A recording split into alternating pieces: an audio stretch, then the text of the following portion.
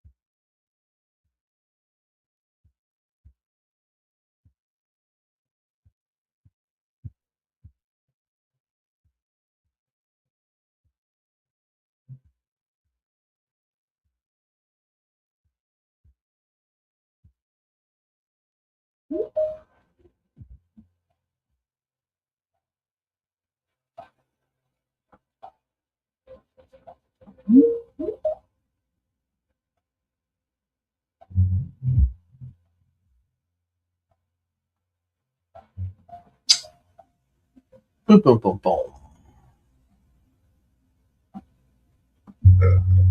Good morning. I have to run upstairs real quick. I'll be right back.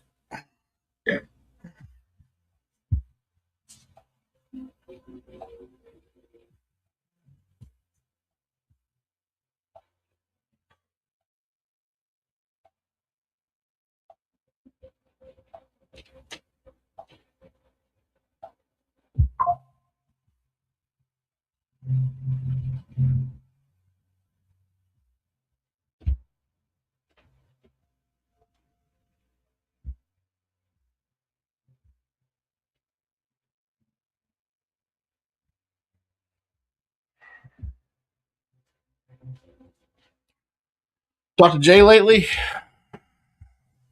Yeah. Uh,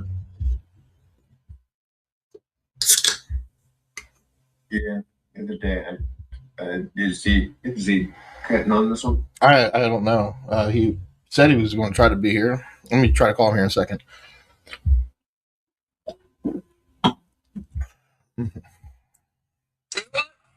Whoa, no.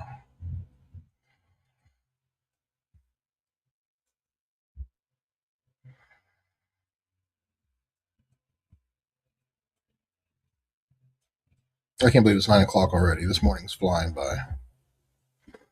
Good morning. Are you joining us this morning?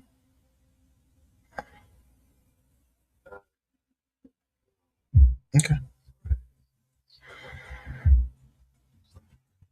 All right. Well, we're just gonna go over some of the stuff that the worksheet stuff that we talked about last week a little bit more, and then there's a couple other things I want to talk about as far as next steps. But we'll you going to try to be on next week's? Okay. We'll see you next week then. And, hopefully, we have some stuff to go over with you when you come on next week. All right. Thanks. Did you guys get a chance to talk about anything around the MTP, or did you guys just talk about stuff for you guys? Yeah, we just talked about we didn't talk about the MPP stuff. Like we were just, I think he's been busy. Like I didn't get to talk to him. We tried to set up a meeting. Jay's always busy. Right? He's always he's I love Jay to death. Don't get me wrong. Like I know we bicker a lot, but that's just because I know him so well. But no, Jay's just somebody that's he doesn't know how to say no to people. He says yes to everything, and he's kind of spread all over the place. It works for him. He does his thing, but it's hard to get him to be present. Let's put it that way. But Alan's really the bread and butter that holds that whole thing together. Yeah. Sean, Alan needs help, and the only help that Jay can get Alan is Sean. It feels like, and it's like I know Alan's overwhelmed. Like just yesterday, I think it was yesterday or Tuesday or Monday. Alan reached out to me for something, and he does this thing where he does this passive aggressive. I don't know, just like you can tell he's being pissy and he's being an ass. Alan. Yeah, and like, do I just call Microsoft or like knowing it's something specific that we do and that Microsoft like do I just call Microsoft like this little smart like Alan, are you in a bad mood? Do you need me to take this call? Then once you call him out on it, he'll be like, I'm good. I'll do it. I'm just having a bad day. But yeah, I know Alan's overwhelmed and he would really like some support, consistent. Yeah. That's another thing is like he's the only one there. Like Sean and Jay, they've all had access to the back end stuff. So that's why that's why we're talking. All right. So yeah, let's just move forward. I'm getting caught up in the mess of things. So I did some deep diving after we talked last week. You said, well, why doesn't Jay continue doing this? One of the reasons why I don't really want Jay to continue doing this, one of the things I'm good either as long as there's a team, the three of us. Well, there's more than just the three of us, but for the tech side and the service desk side, the three of us are really it. Like I don't know how much Jay's going to stick to like the worksheets. I want him to manage the reactive clients, the ones that we bring into the MTP funnel. I want him to manage like he's going to be doing the work. He'll be getting the majority of the revenue from those clients. Mm-hmm. he needs to stick to, like, we're going to bring that and do that, but he needs to stick to the reviews. It's once a year for a reactive client. They just get one review a year. It's very simple. Reactive clients are like the least amount of work because there's the least amount of liability and management on our part. Okay, I guess I'm kind of reactive. I guess my mind kind of goes somewhere else with the term react. We want to look at the business as a whole and how they manage technology. Yeah, I know you're looking at it from the perspective of what you guys like, because you live in a reactive world, and that's what you guys do is reactive work, right? It's a big part of it anyway. Well, so I guess, when I think the term reactive, there's reactive issues, there's reactive tickets. I don't really think of reactive. Think of a client that has, let's say they have 3 servers. They're running, then a drive goes bad. They're like, oh God, we have a drive go bad. They're going to just reach out to some third-party company that's never talked to them before saying, hey, we have a drive bad. That's a reactive company. They have systems in place. They don't even know what they are. Like they're just winging everything. They're reactive to everything. It's how they operate. And I'm glad that you're asking this, because this is one of the big distinctions to understand about the MTP is we qualify the way the business operates. And 90% of small businesses are completely reactive on how they manage their tech plan. How's the plan itself being managed? Is it reactive? We just wait till something breaks and then try to fix it after the fact? Or are we planning ahead? Are we being proactive about it? Or even better than that, manage is a whole other different tier than that. That manage is saying, hey, we know all the parts of your tech plan and we have a plan for everything and everything's in place. No client will ever start there. We start, even a client that wants to be managed and they have all the discipline to be managed, we're going to start them at reactive and get them to, because we don't know their system. So we start at reactive and we support them reactive and then proactive and then manage. Like we onboard them. It's a roadmap, if you will. So anybody we meet, we're going to treat them as a reactive client. If we bring on a client that's big enough and they have enough systems in place to where they would qualify as proactive, then we would bypass Jay as being the account manager for that new account, and we'd put them straight under you because they already had an MSP. They already have plans for their hardware. Like they're already graduated to a proactive level already internally, the client themselves. So I hope that helps clarify the difference between reactive, proactive, and managed as far as the tech plan goes. Yeah, I think so.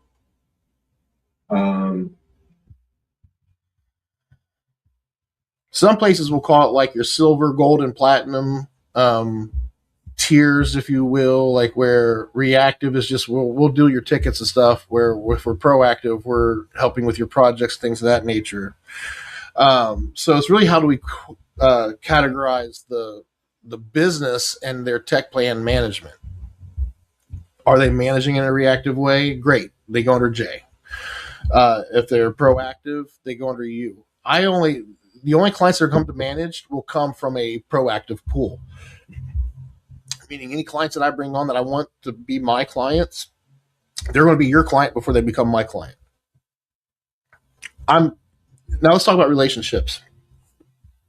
Because Jay may have a client right now. Brandy Core is a good example. They're not going to be managed anytime soon. Okay. But they are ready to go to proactive. They don't need to be in reactive anymore. They're one of Jay's better clients. And I think we need to give them the proactive. They should be in a proactive world. They shouldn't be living in like Jay does not know what's going to happen with their servers next. He doesn't know, like he's waiting for things to break. He's just going to figure it out when that happens. They need a little bit more than that. So I would feel like they would be a good example of somebody that Jay would graduate from Jay to you. Now Jay owns the relationship. He's the one that brought them to our circle, right? So it's his relationship. We have to figure out how do we protect an account manager. This is the model that we're developing, and I need your help with this. We are account managers because we are working with gatekeepers to support a tech plan for that gatekeeper. If we have somebody that let's say I own the relationship, that doesn't mean I'm the only one that can be an account manager for that tech plan. I might own the relationship. I'm the relationship manager of it. I'm the one that needs to make sure, like, if something ever happened to us, we need to retain the clients that we own, if that makes sense. Yeah. So the model is when anybody comes through the new model, so we're going to have a sales funnel that brings people in. Anything new, they're going to go to the right account manager for their state of where they are.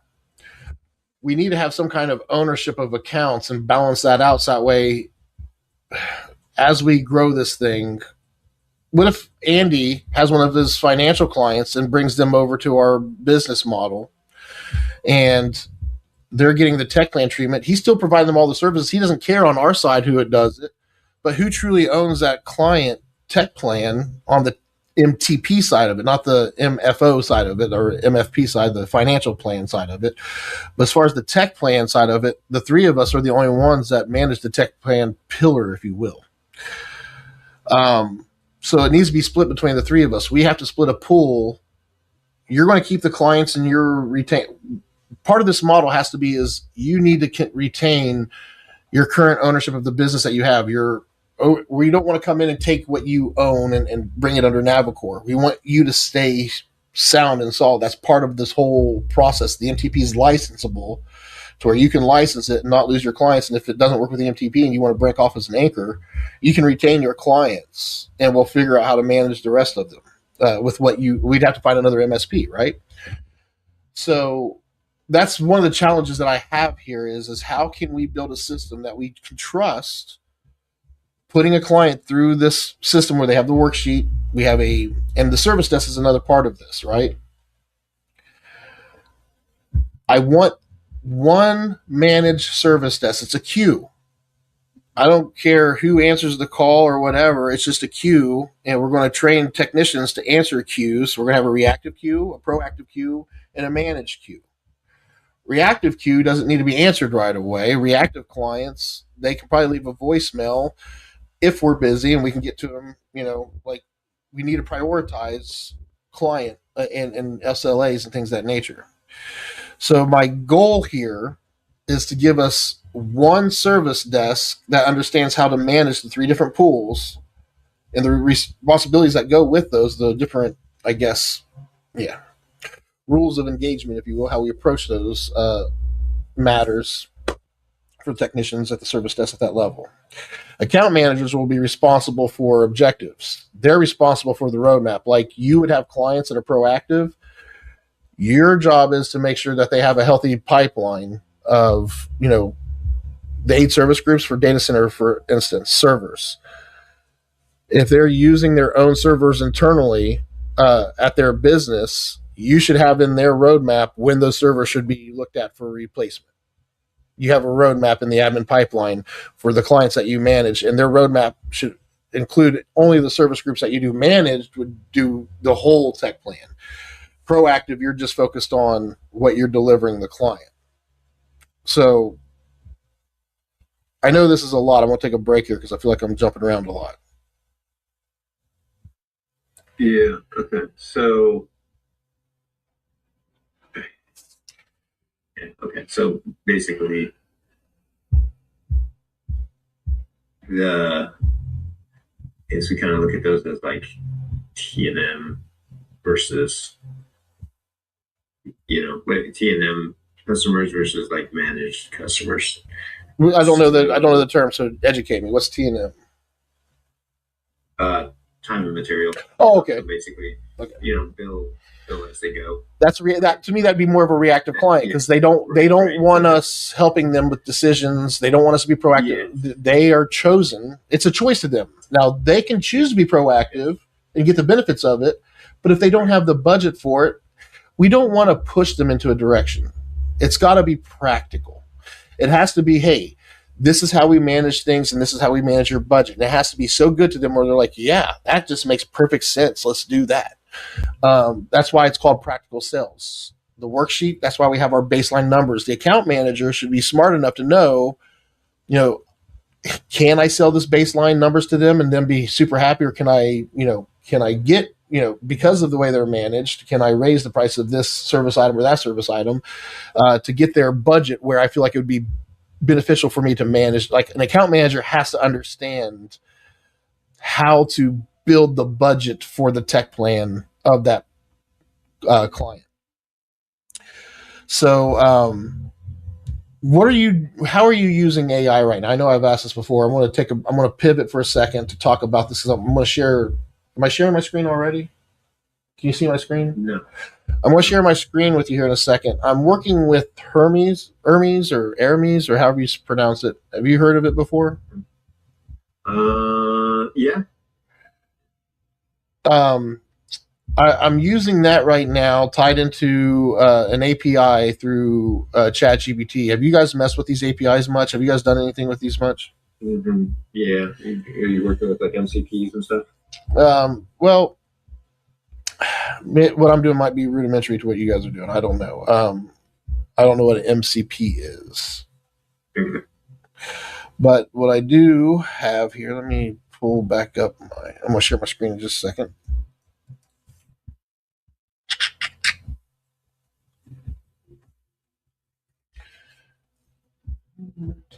There you go. Okay, can you see my screen now? Yeah. Yeah, so I dumped $100 into OpenAI's API. I said, let's see what I can build with $100. Let's see like how many tokens it takes to do certain tasks and things of that nature. And so I've been talking to it through this, like I said, through the Hermes. I'm actually working on it, talking about what we're doing and how we, what should we discuss and how do we get the MTP moving forward with what I'm talking about. I'm talking to you. So, and I love the way that this articulates things. So what I want to know is, what is your biggest concern at the moment with, I guess, the service desk, right? That's the biggest thing. Yeah. You're talking about like the help desk? Yeah, so I'm trying to create the MTP service desk. The MT service desk understands the difference between reactive, proactive, and managed. That MTP service desk is built to understand that account managers work together to support these tech plans. Like there's a baseline understanding of the MTP, a fundamental understanding of what the MTP is. Okay. The technicians know how to route calls. They know the difference between matters and objectives and how we have an admin pipeline for objectives and account managers, and they can support. Oh, you're calling in because you're having no technician should be getting a call for an objective. First of all, the gatekeeper should be working with the account manager on anything outside of what's working with the technicians. Do you work one-to-one with any of what you would consider a gatekeeper? Let's break down for just a second the way you manage one of your clients. Let's try to put it in comparison to how an account manager would manage an account. So one of your accounts, there's got to be a primary point of contact that you work with on a regular basis, whether it be weekly, monthly, or something, but you're working with them enough to where you're talking to them regularly as you're working on their technology within their business. Is there anything like that going on with you and what would potentially be a gatekeeper? A gatekeeper is your primary point of contact within their tech plan. So what's your system for managing all the projects going on for just pick one of those clients. You don't need to tell me who it is or anything, but you have your primary point of contact. You're working with them on a lot of projects with this one business, this one tech plan. What is the structure that you're doing that in? Do you guys just meet and wing everything? Do you guys have a project, a Microsoft project that you guys keep track of everything in, or how do you manage all that? If we to work on a project, or you're talking about like a reactive call? Like, do you have any clients that have multiple projects going on at once with one client?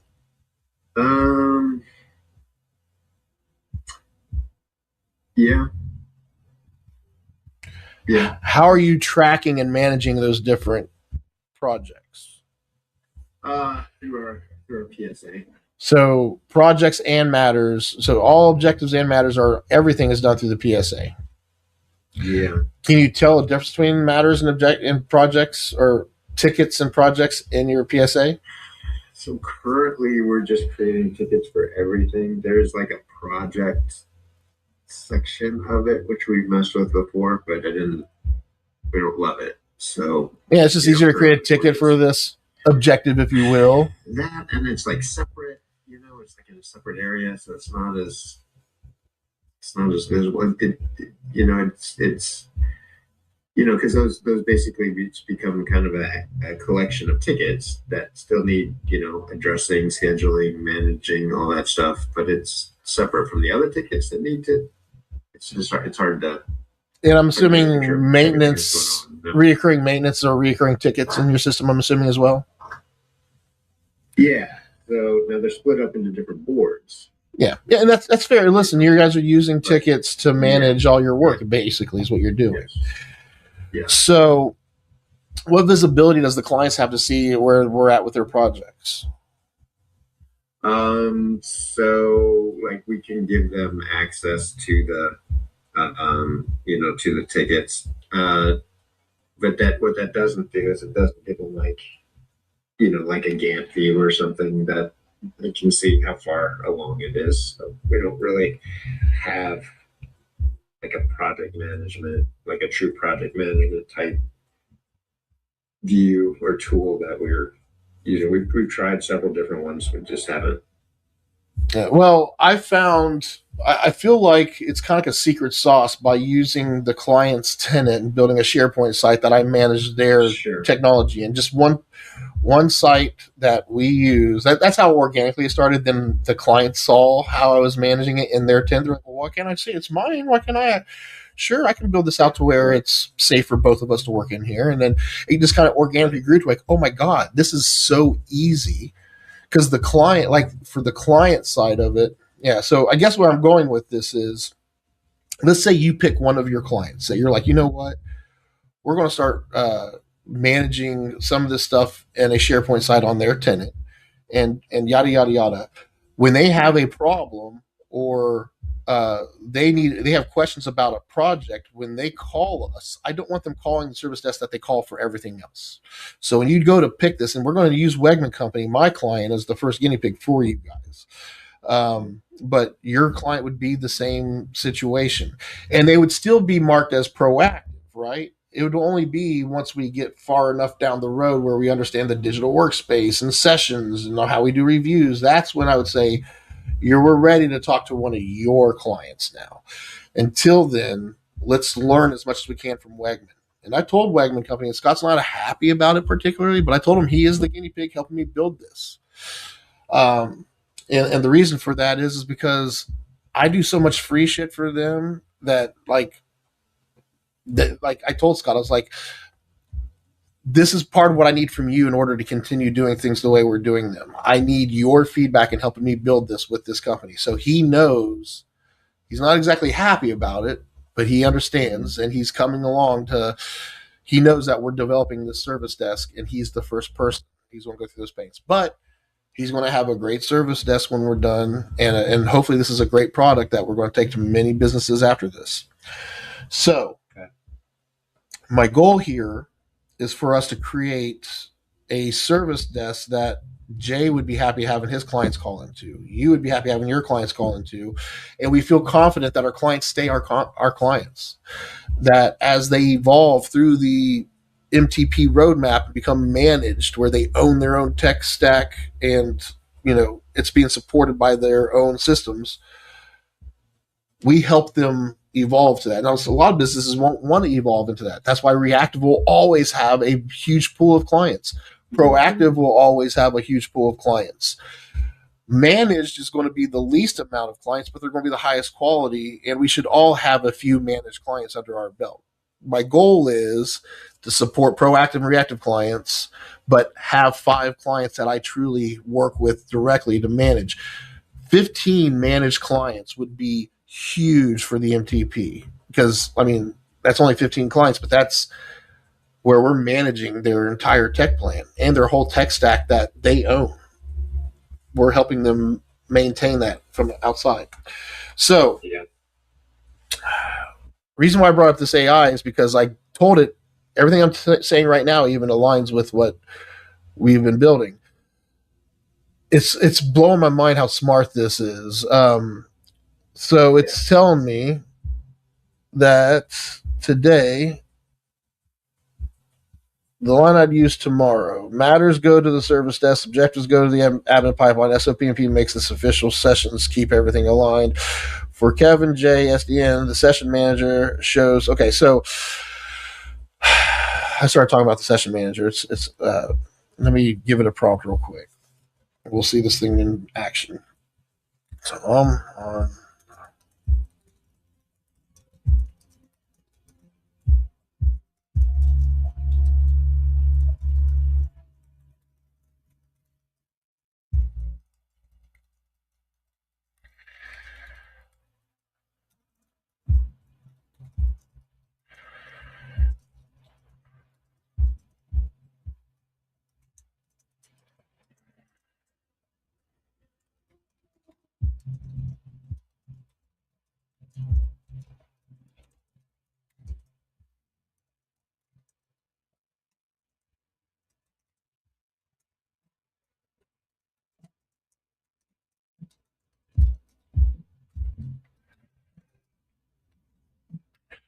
So I dumped everything into this. Like, I've been keeping track of our sessions. I don't know if I've told you that or not.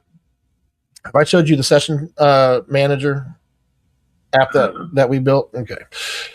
Let me show that to you real quick. So you may not have access. That's probably why, because you don't have access to account management yet. I'll feel more comfortable with you having access to this when we have things signed, as far as like NDAs and the LOA, where the LOA will have like an NDA section. I know I got to get that done, but again, getting this aligned so the LOA talks to the model, that's part of the holdup. So as we do, and I just started doing this for reviews. If I go to the review manager, there is nothing in here. The first review was supposed to be in November last year, but I didn't do it. We're going to do it now with Wegman this year. So there's nothing in here yet for those. But for sessions, I've been tracking those for a minute. And every session I've had with a client with the MTP and helping them adopt it, it's pretty crazy. Brandy Core's in here, and I gave them a 90-day trial run.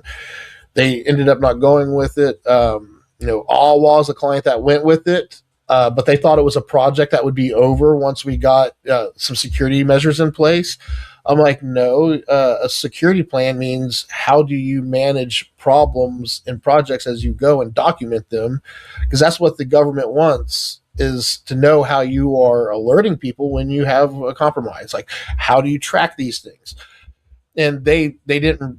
Yeah, so it's just a small team of 3. I try to keep it small and simple for them. One site for everything. Like, I wasn't trying to do like overkill because they're such a small company.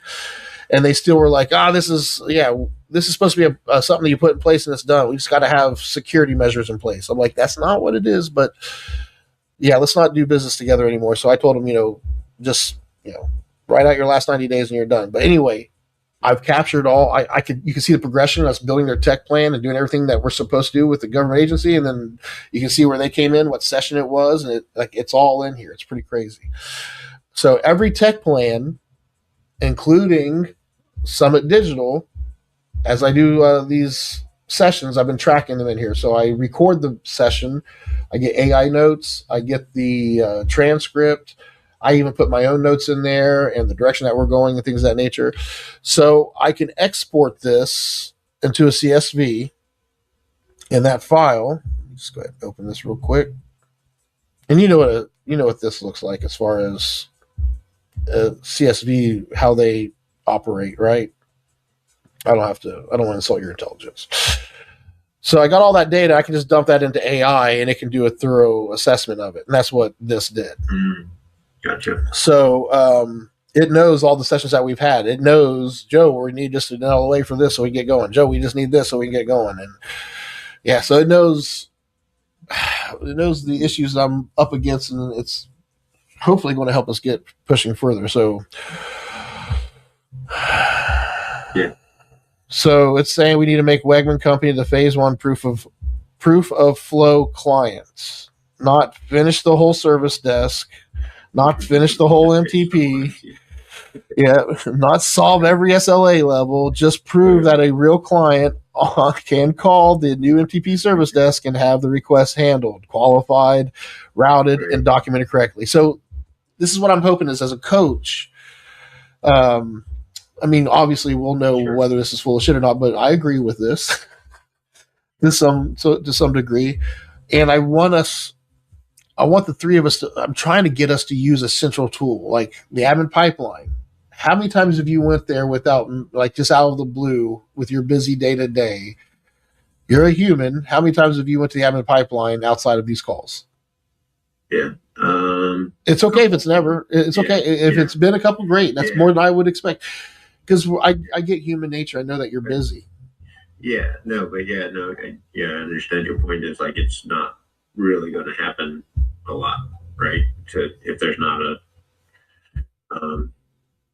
some kind of deadline or task or something yet, or some kind of process. Yeah, so I have a business review tomorrow with Wegman Company. I don't want to bring you in there and sideline them with you being in there. That would probably make them feel super. I'm sure they have a whole agenda of things they want to talk to me about.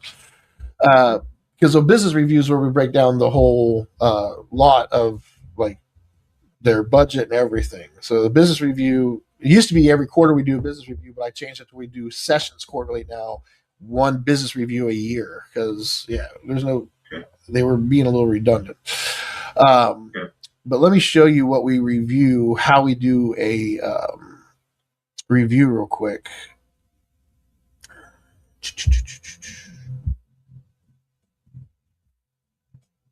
Where did I stick you? Oh, site resources dashboard. Okay.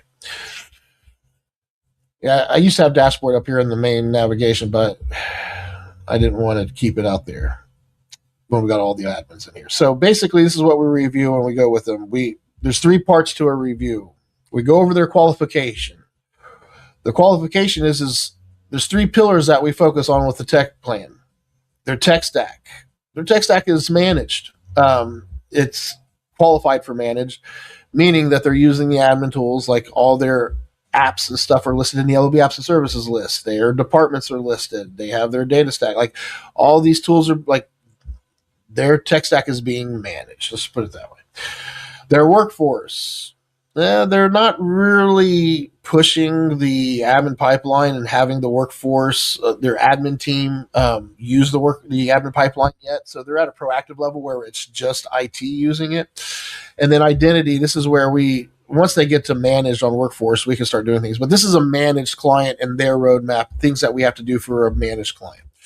And we go over this. So if it's a reactive tech plan, there would be no reactive tech plan that would have managed as a tech stack. They'd be reactive, or inactive, reactive, inactive, because we'd only be starting with their tech stack, starting to build out the systems that it gets it to be proactive and then managed. Then we can work on workforce, then build that pillar up. So all three pillars need to be to a certain level before they can go from reactive to proactive, and then they have to be even higher to go from proactive to managed. That's one of the ways. That's how we measure where a client is on their roadmap to a managed tech plan. The worksheet, we went over that last week, so we will break down the worksheet with them. This is the provided side of the tech plan. There's two sides of the tech plan that we manage. The provided side, that's the stuff that we provide them, that we support. That's part of their service from Navicore. Then they get the side that's managed, the stuff like QuickBooks, the stuff that they purchase, Altafiber, everything that's not from us that we're providing, but we have to manage. So we have the provided tech stack and the managed tech stack. This is the provided side of the tech stack. We provide them these services. So with their tech stack, we're going to just cover the provided side in the worksheet portion of the review. So we go over the private cloud, their works, like is there a new direction that these are going? Like when Microsoft Tenant, this was all marked red, and we had to talk about this because they did have a bill before Icora, when Icora was doing this. Now they don't get a bill from Navicore because Navicore doesn't sell Microsoft. So this is all zeros now. But bottom line, it gives us a way to talk about the services we're providing. And we review those to make sure the budget is aligned. If they have questions or they want to have a review, a break-off session of this review to review that thing a little bit more in depth, they can. But we're sticking to the script in this meeting to get through the review. So $8,000 a month, that's their current budget. And then after we're done with the worksheet portion, we go over their tech plan management, the VCIO side of it. Where are we at with the admin team, like the things that are helping their workforce go from proactive to managed and yada, yada, yada. So what alignment things are we working on? These are the apps that we're aligning on. These are the things that we're developing. Here's the stuff that we need them to fill out, like the LOB apps and services. Oh, I need to update these links. Shit. That won't be good if they don't work during the review. So actually the review is tomorrow, and this is one of the things I'm working on today. That's why it's pulled up. So,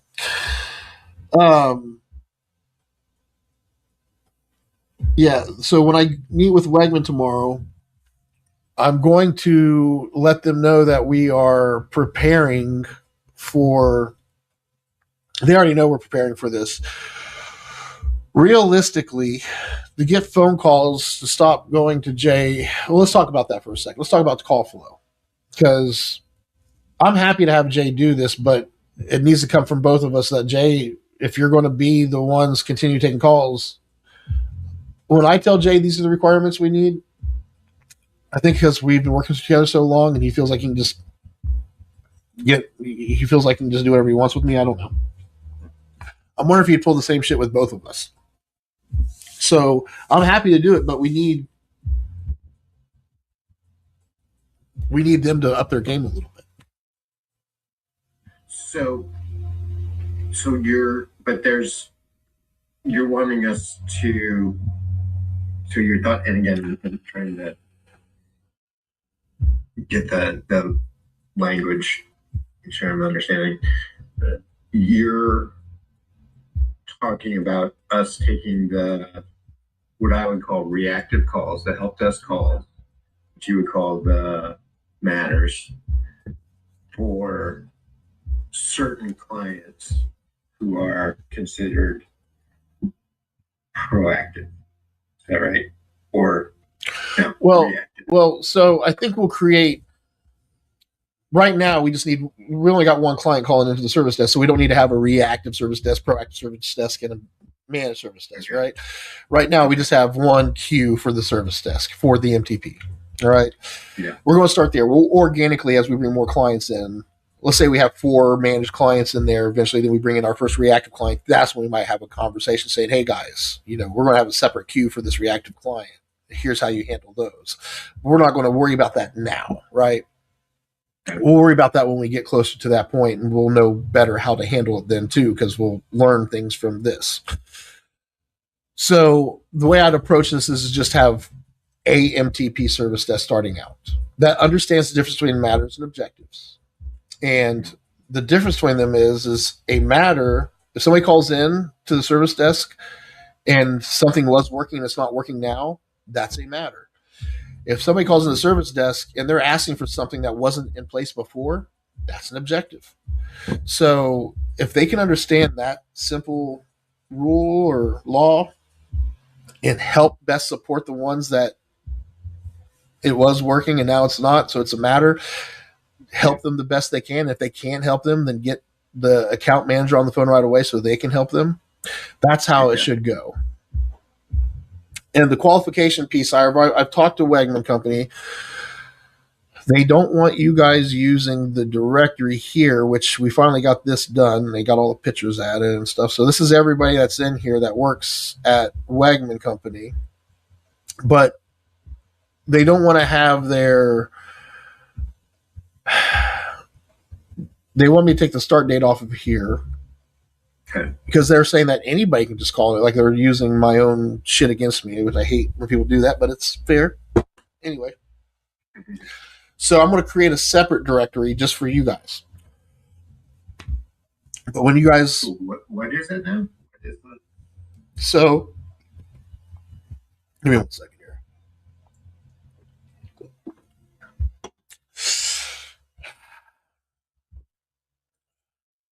Part of the MTP is we have something called the Workforce Management app. Now, this is something that will live on the admin pipeline with future clients. This one's on a weird site. But anyway, the Workforce Management app has everybody in it. It has sensitive information in it. It could, potentially, at one point, she had their social security numbers in here. I told her to take it out. There's no reason for it to be in here. We don't need their social security number for no reason. That's in a physical file in your cabinet. I don't want it in here. Not in this list anyway. Yeah. So she took the social security numbers, but there's other sensitive information in here, and not everybody needs to be able to see this. This is on a human resources site that only a few people can see. This site here is the site for the entire workforce to see. They wanted something on here like the Workforce Management app so everybody could see who works here. But this has past and present people in here. We want a clean list, so I created a directory that works off of the Workforce Management app. So there is a team site right here. If you check this box for team site for any of these users, they will automatically show up on that directory. If you uncheck it, it removes them from that directory. Yeah. There's going to be another one here saying assigned asset, meaning if they have an assigned asset or maybe service desk, it will be the checkbox. So if I check that box, there's going to be a list that you guys have access to that says here's everybody and their information that you can qualify or verify them off of. So I'm creating a separate list just for IT to qualify users from, and it's built off the MTP's Workforce Management app. The Workforce Management app is just an app that the client adopts to manage their workforce in. It was the craziest thing when I started working for Wegman Company, a business this size with as many people as they have working with them. And I'd ask them for an exact count of people for licensing or whatever. And it'd always take them a few days to get me an answer. I'm like, this is absurd. Why are you like, why? Like, where's your list of employees? Let me see your True North list of employees. So that way, like, I want to see why it's so hard for you to get the list. Like, we don't have that list. I'm like, you got to have a list of employees somewhere, your phone book or something. And they're like, well, in eManage, our ERP system that we don't use as an ERP, we just use it as quoting and job management. It has a space for it. It has all the employees in it, but they don't have a way, like they don't remove old employees. There's no way to identify whether they're active or not. So it's just a list of people. To me, it's not a true list of employees. So I'm like, if we don't have that true list, I can't manage your tech stack properly. I can't. So I created this Workforce Management app, and every tech plan I've managed since has needed one. So I just made it an official piece of the MTP. So qualification, what I'm doing right now is I'm going through the things that we need to get Wegman onboarded on Wegman's side. You need LOAs, which I feel like I've gotten some more done since we've talked about that last. Yeah, so I guess, Kevin, my thing is we're both busy through the day. We know what we need to do. We need to work from the admin pipeline. We need to make sure we have things in there that are moving things forward, and we need to touch and base on these calls to make sure things are moving forward. I mean, I feel like that's what we really need to be doing, and I need to lead by example, and I'm not doing it.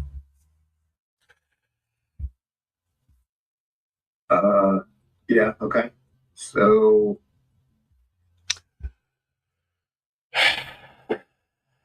But I mean, kind of like your Hermes is saying, like, just need to get proof of concept going, get action going. Mm-hmm.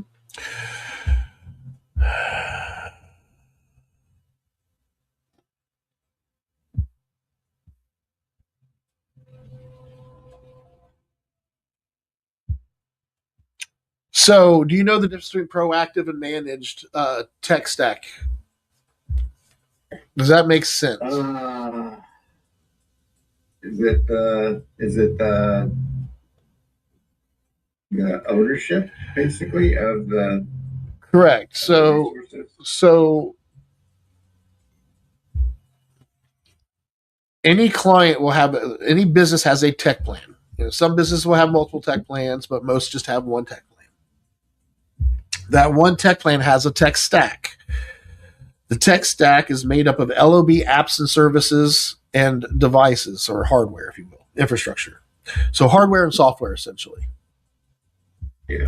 That hardware and software is either provided by Navicore or it's owned by the client from another vendor or something. That's the difference between provided and managed. Okay, on the tech stack side, Yeah. we provide some hardware and software. Like for instance, the Meraki hardware. That's not just software. There's hardware and software there. So we want to look at the LOB apps and services and device manager would be within your scope.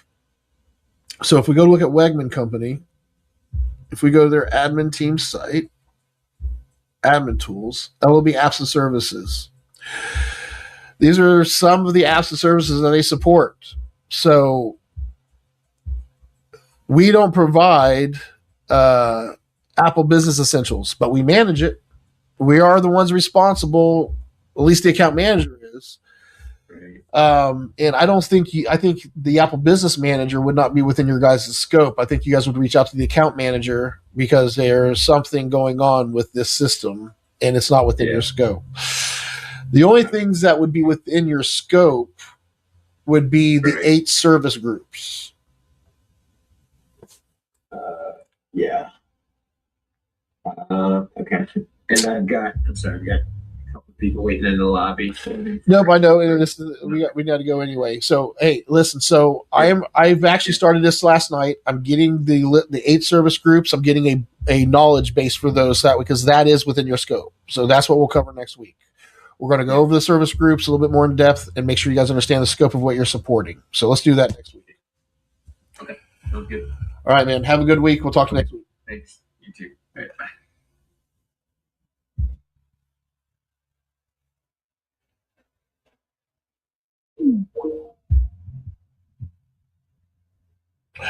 Shit's getting real, guys. Come on, we got to get this shit done.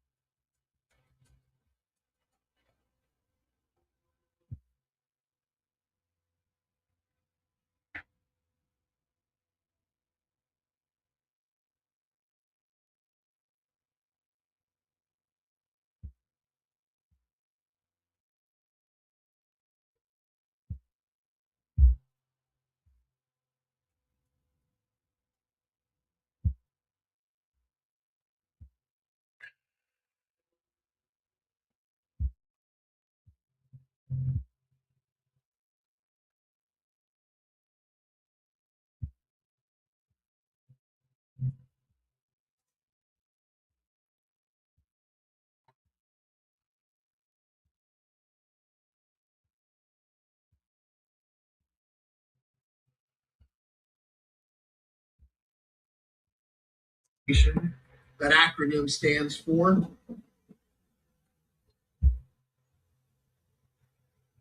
In IT, you had to learn the 7 layers of technology. You had to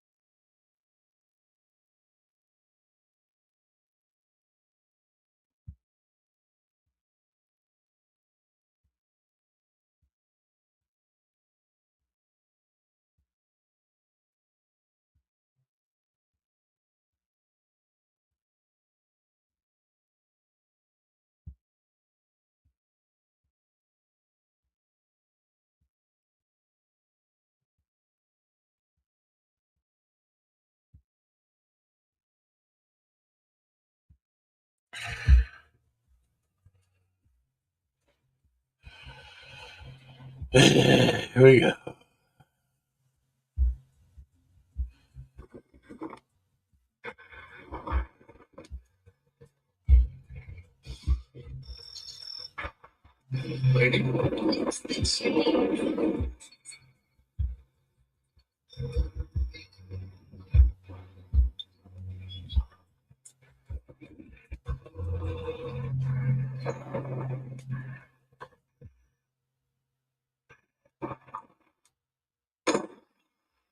But we do not want you in there fucking shit up. We're going to have rights to it. But now, if you pay your own bill, your gatekeeper, our IP. Because when we're managing things, we can store stuff from your tenant. Blah, blah, blah, blah, blah. So M365 tenant is where we manage a flat fee of $500 Navicore.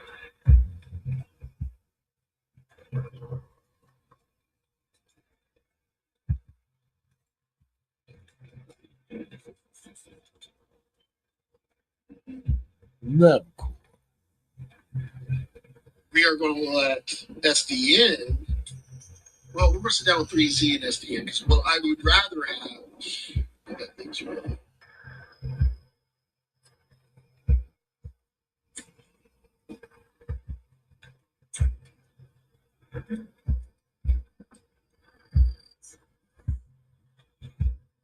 I think the thing that's going to be attractive about the MTP is how all these service items on the worksheet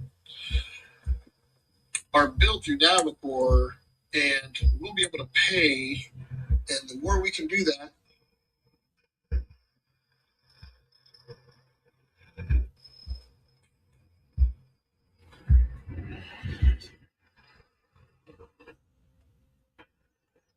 fourth service group and have our phone system. If they want to use something different, that's on them.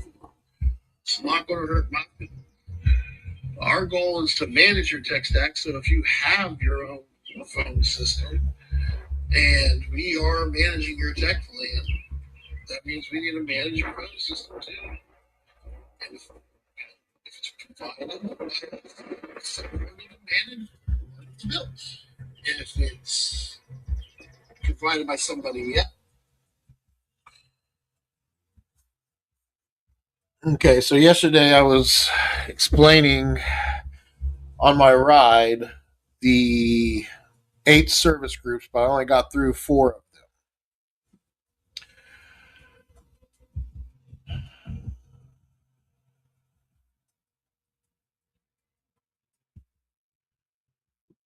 The remaining service groups, after unified comms, the final 4 are infrastructure, data center, data vault, and web management.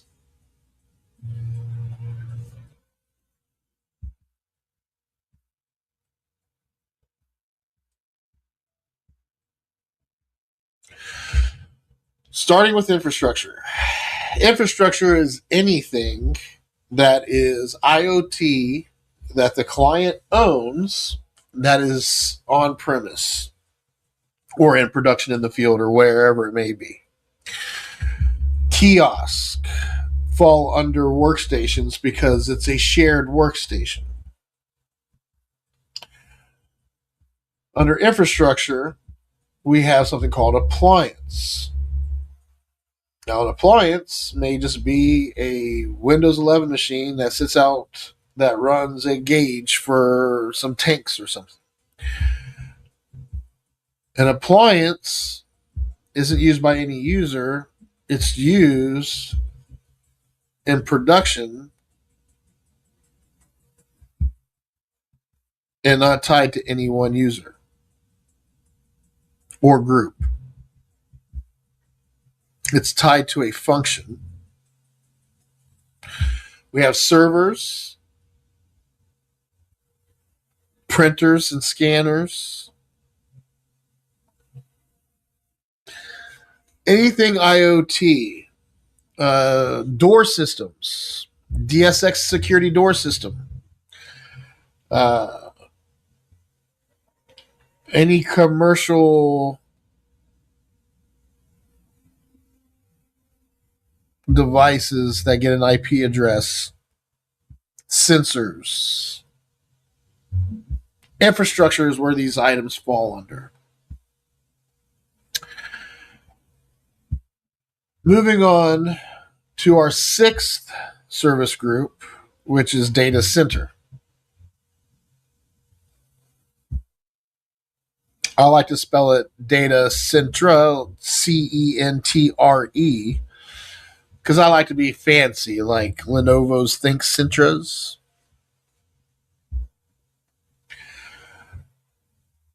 Anyway, the data center is a private data center where we host servers,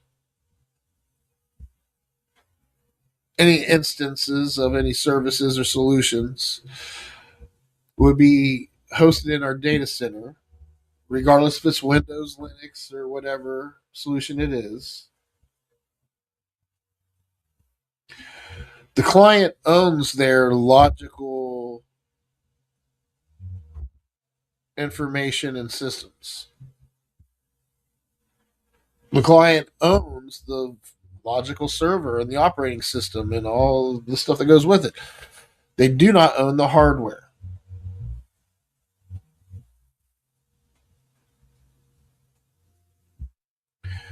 We do have a colo option at our private data center where we can place hardware that's owned by the client in our environment. Although that is very rare and not needed for most of our tech plans. And when we see it, we will mitigate it by upgrading that system during onboarding.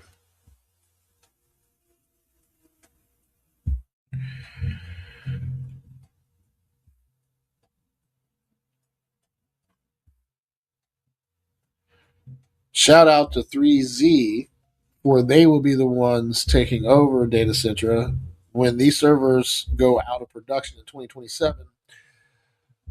Clients will be able to opt to stay on these servers knowing the risk or move into a modern, secure environment under 3Z.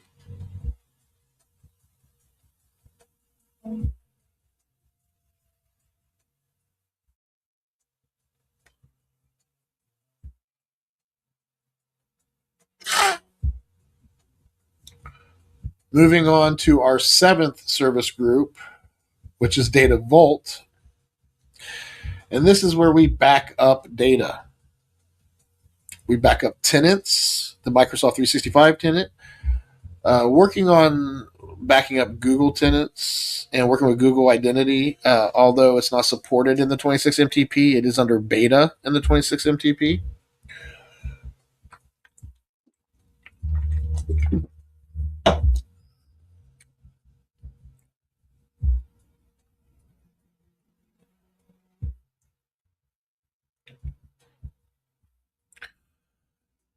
Currently, we're using Enable's backup manager.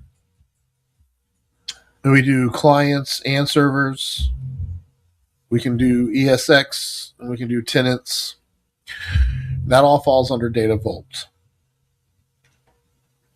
And lastly, we have our web management, which is WordPress websites.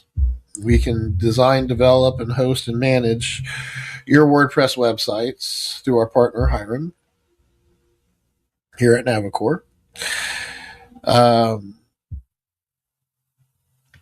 Secure DNS, domain registration.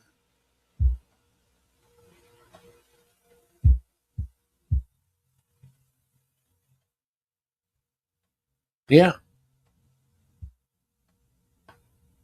We provide a naming schema for your hardware and your technology. And yeah.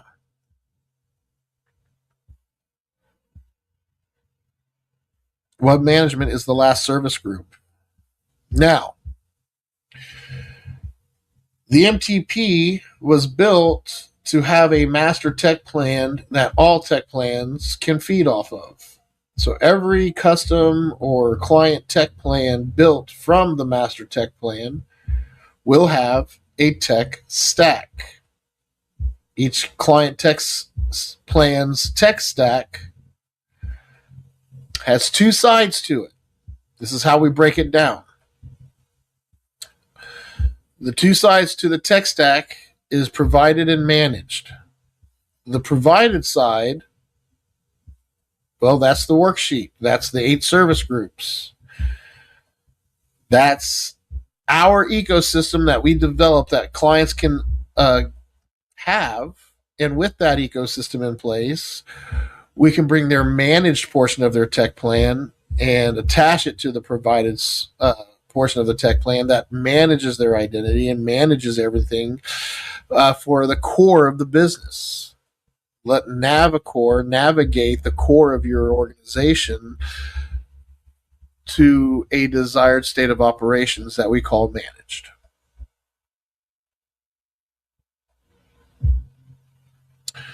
The managed portion of the tech plan is done on a time and materials basis for reactive and proactive clients. At some point, proactive clients will evolve and begin paying for VCIO. VCIO is the budget that will ensure that all the managed portion of your tech plan is managed and supported due to that VCIO budget.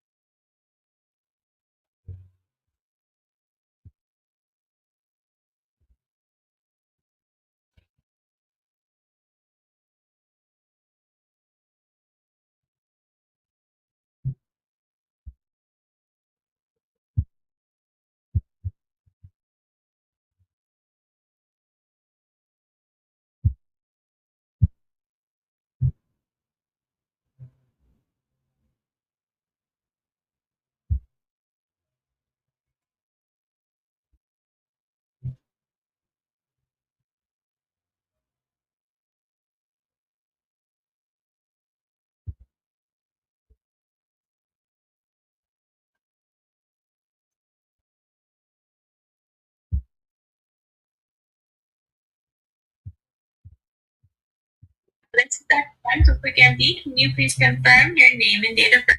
Joseph Sunderman, 12679. And what state are you in? I'm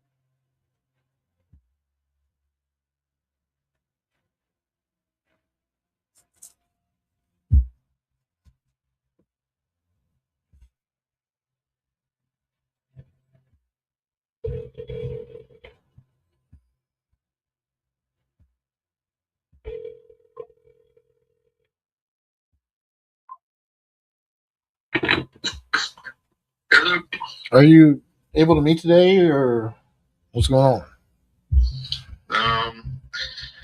I've got a meeting at noon, and I've got a proposal I need to do. Then I got baseball practice at 5:30. Is this an IT proposal or a construction proposal? It's construction. All right. Well, we need to chat. When can we chat? Yeah. Was Kevin on a meeting today? Yeah. We had a good meeting. Yeah. So yeah, essentially, I think him and I are aligned on building this thing out and creating a central service desk. What we're trying to do with using this AI stuff in the admin pipeline and everything we're doing, Wegman Company's going to be the first company that comes over. But what we're trying to do is create, we're trying to create one team, one company, but keep everybody separate. So what I think is going to happen is I'm going to sacrifice myself and bring my clients into a pool that gives you guys, by making Wegman Company the guinea pig and sticking to them being the center of attention, keeping everything else the same. You be reactive, take care of your clients. He'll be proactive, take care of his clients. Managed as a new service desk. We're creating it for just these three clients. And then once all three clients are going to the new service desk, it's the expansion after that is both exciting and scary at the same time. It's how do we leave your everybody should call in to the same number for reactive support. There should be a reactive service desk number, what queue and who answers those calls. And that should be across the board for all clients of the MTP. Your clients will remain your clients calling your queue. His clients will remain his clients calling his queue.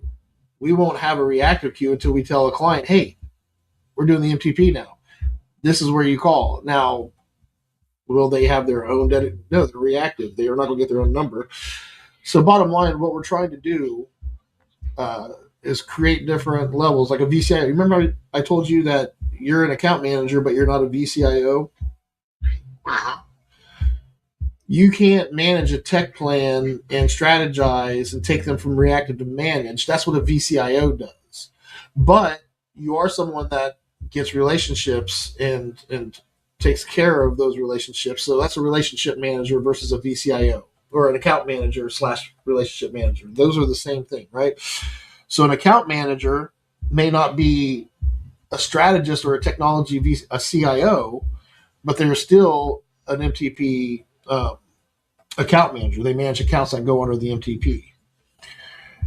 You won't be the one doing objectives for proactive and managed clients, but you will be the relationship manager. You'll be the account manager for the ones that you own.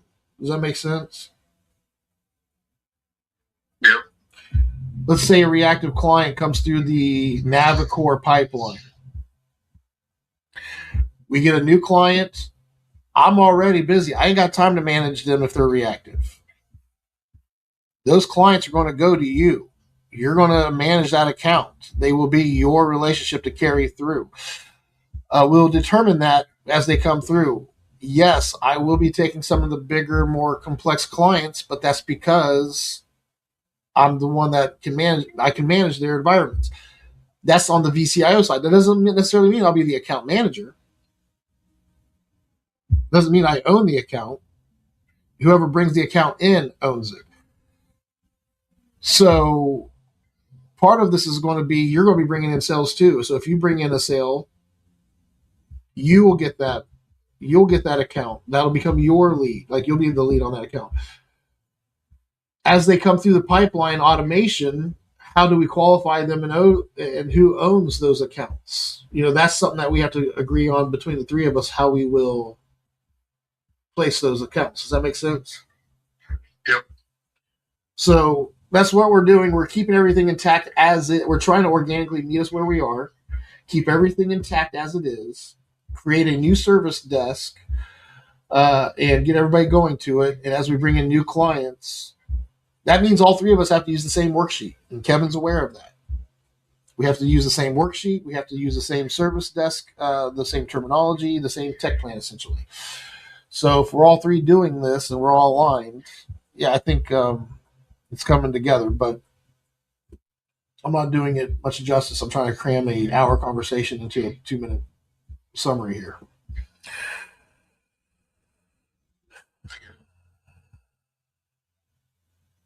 What's going on with Cincy PCS? Are you guys? Do you have any?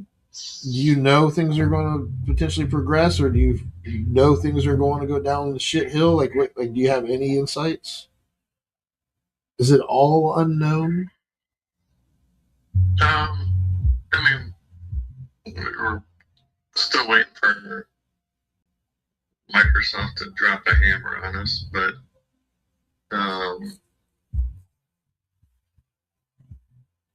the Kodiak thing, I haven't heard anything about since we told them that we don't care if they get a new lawyer.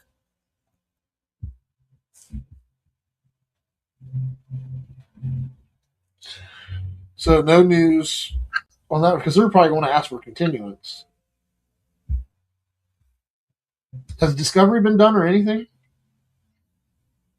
No. No depositions, nothing. Nothing. Then what the fuck are they doing? I don't know. It's been a year. They had until August to get all this shit straightened out. What are they doing?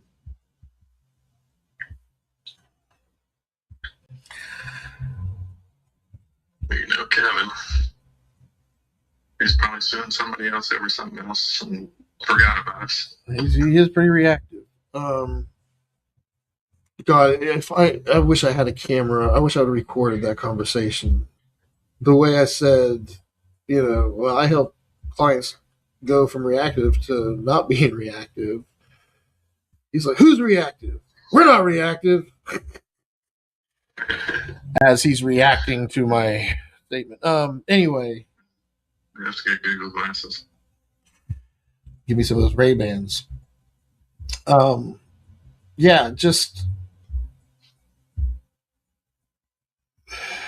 we need to figure out what's going on with I need you guys to up your game a little bit, buddy.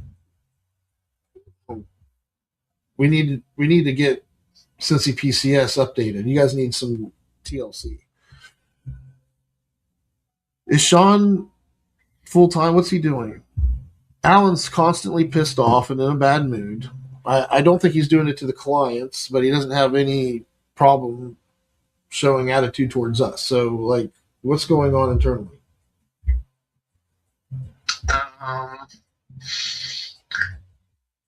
Sean's moving into a new place, so he's been working from home more. He should be settled in the next week or so. Me and Alan have been more so Alan, but I just feel like he's a one man band. I think when we do this, we need to keep him in mind. We need to give him some relief.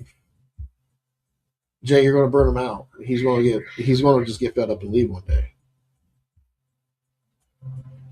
or maybe not. I don't know. Maybe that's just his happy. Maybe that's his happy place to be miserable. maybe. But if you left, that wouldn't be good. So my main point here is did we get him a new machine? Did you get new machines for the guys? No. So we need, like, Kevin mentioned that you guys, why not leave the calls going to you guys? I don't think that will work, just because we need to verify and validation with the new service desk. I don't think the clients that you guys have would do that. I think that'd be too much work for Alan to have to worry about all that shit. Like, I think he would be good helping with escalated matters and objectives. I don't think he should be answering calls, period. Ever. I don't want Alan answering calls, period. How would that make him feel?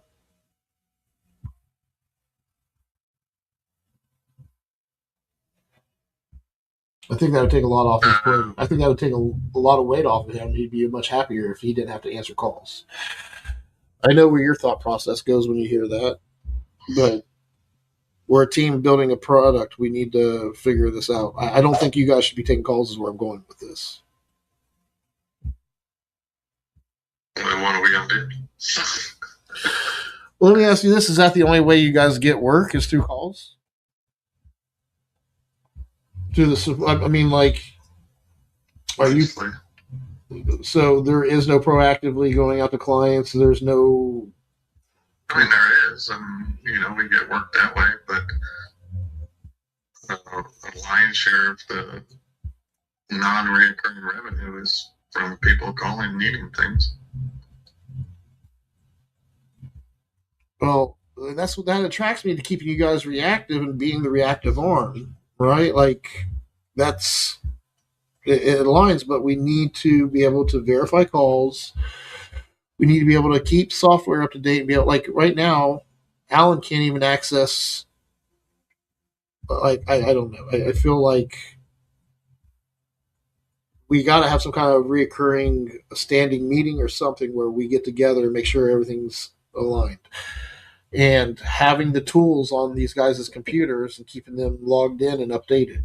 Like, on Monday when he comes in, he should log into the Fisher profile. He should log into the Wegman profile and the AP Schweitzer profile. He shouldn't have a problem for the rest of the week if he just does it on Monday as a checklist item. Just open up the profiles on his computer and have the code already done. And now he's good for the week. He doesn't have to worry about codes and shit. Those profiles set up on the computers is a great way for us to manage and give people the ability to support clients. And the profiles, the favorites and the password saved in them, that's how we set them up for success. We set their profile up, show them where everything is, and they can get to work. So, yeah, Microsoft Edge, getting him when can we do new machines for the users, or can we not do that in the near future? That's possible. I don't think we need to get new machines for the guys. We need to get a new one for Alan. Start there. What is Sean using?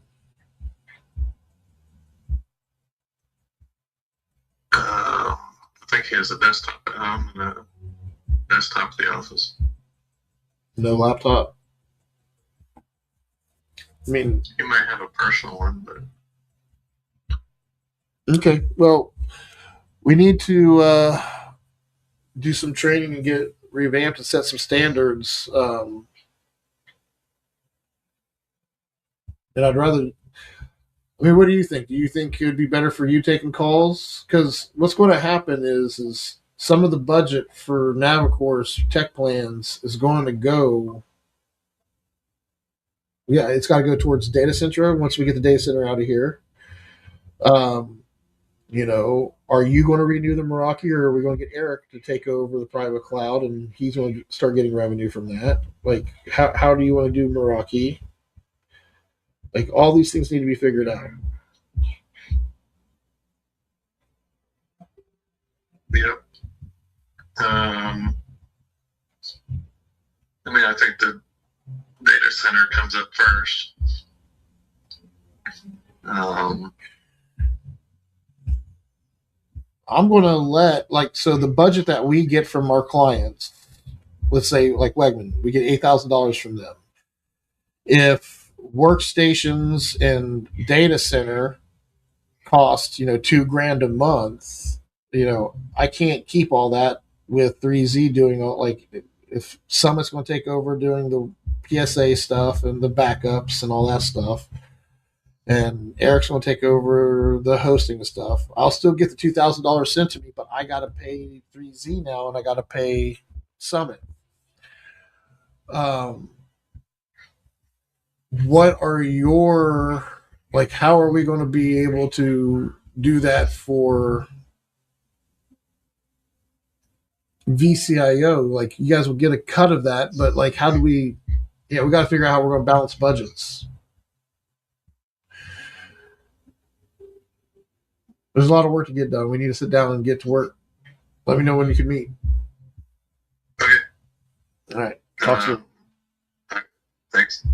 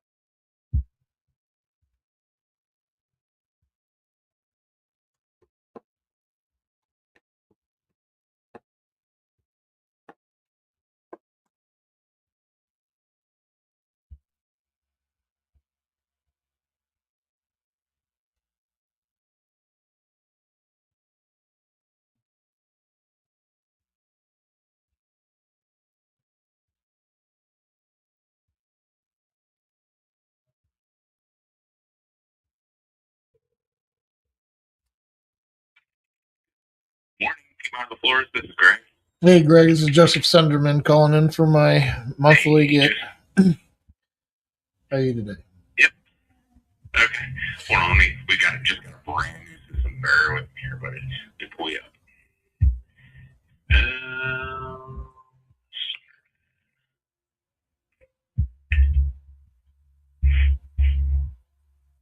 Joseph. Right, moving around with the system. 7872, correct. Yep. Yep. And you're gonna pick it up, right? Yes.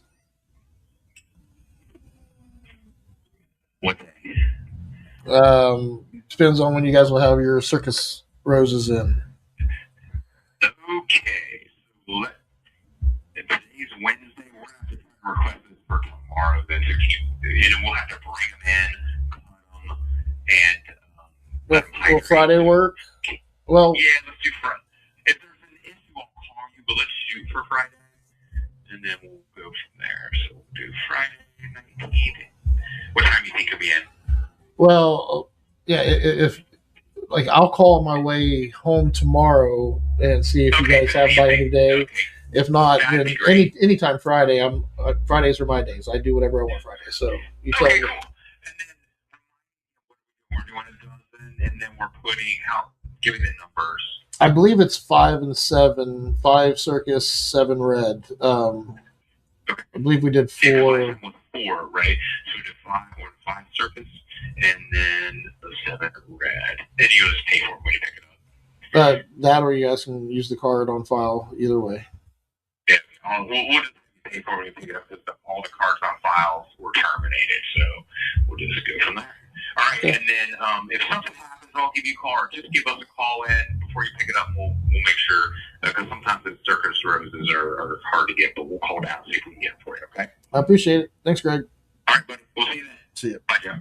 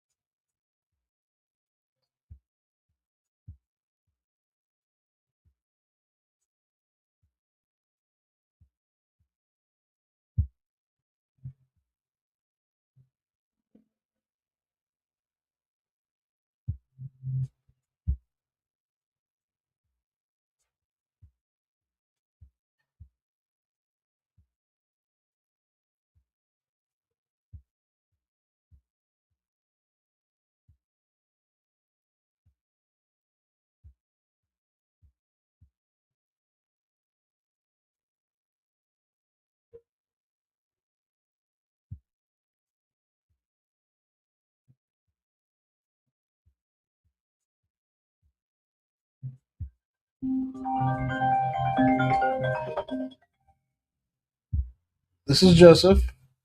Hey, Joe, it's Greg. Hey, I was just hopping back to the last ones you picked up were May 14th, right? I believe so. Last month. So on the notes it says dozen roses, 9 red, and 3 circus. So did we miss? Should we do the 4 and the? You said 5 and 7. Yeah, February is 1 yellow, March is 2, April, June, July. So June, this would be June, right? Okay. So June, yeah, Yeah, 4. June. I'm sorry, 4 and Oh, 4. Okay. 4 and 8. 4 and then you got it. Okay. 4. I just want to double check. All right. 4 and 8. All right, buddy. Thanks, man. Yep. Bye. Thank you.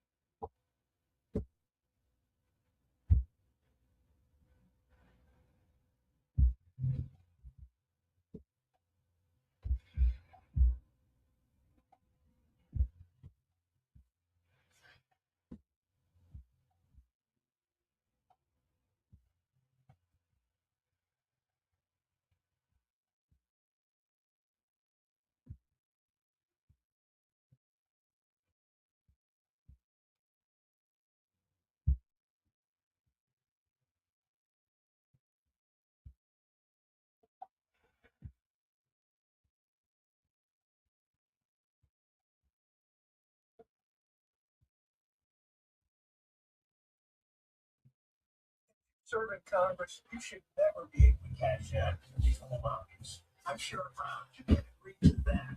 You should be in office. That's why I approve this message. The world's largest AI data center, Thursday at 6.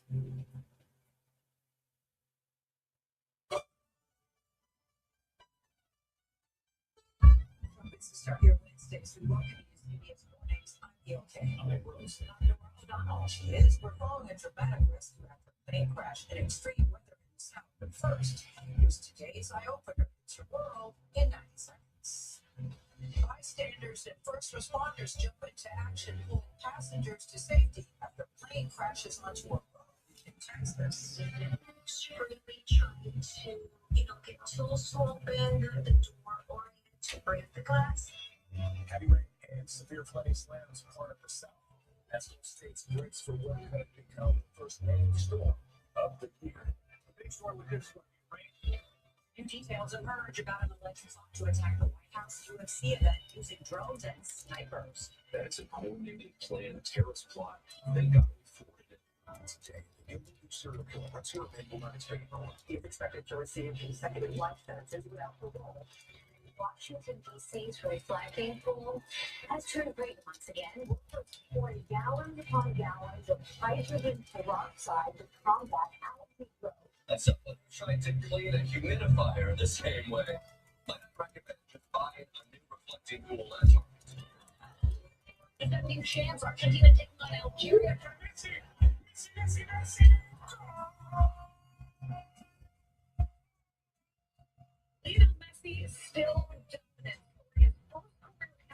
in the World Cup, Argentina wins 3-0.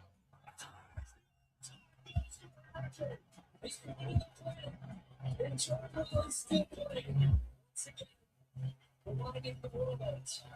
But here's the best of all time. This morning's eye opener is presented by Progressive, making it easy to bundle insurance. Nice to be called from another planet when it's used in that context. That's why they like to see them on real on the world's biggest stage. Legals. We're going to begin though with this. We've got breaking news this morning from South Texas after a small plane crashed on a very busy highway and then caught on fire. Bystanders and first responders rushed to help the 6 people inside. Police say, unfortunately, 1 person was killed here. Now, this unfolded last night near the airport in Laredo. Lilia Luciano was following the story for us. Lilia, good morning. What can you tell us? Good morning to you, Gail. The privately owned plane was leaving Los Cabos, Mexico, headed for Austin when it experienced mechanical issues, lost communication with the air traffic control tower, and crashed around 10:30 local time. We spoke with one of those witnesses who drove by and saw the plane covered in flames filming. A busy highway in Laredo, Texas became a scene of chaos and heroism late Tuesday night after a small plane crashed and burst into flames. In this video, you can see the plane on its side engulfed in flames as police race against time, struggling to break the plane's windshield and even an exit door to free 6 people on board.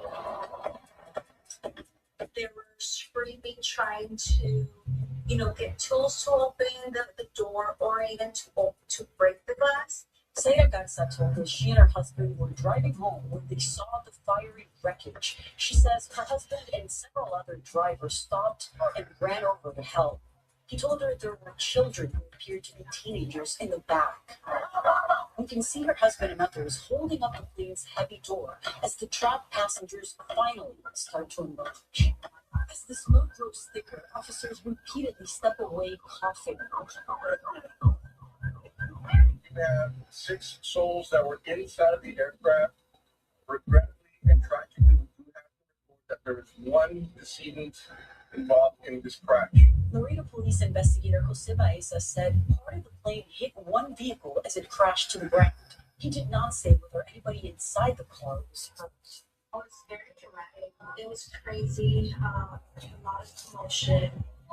Everybody within the fire department, officers did an amazing job in just trying to save those people's lives.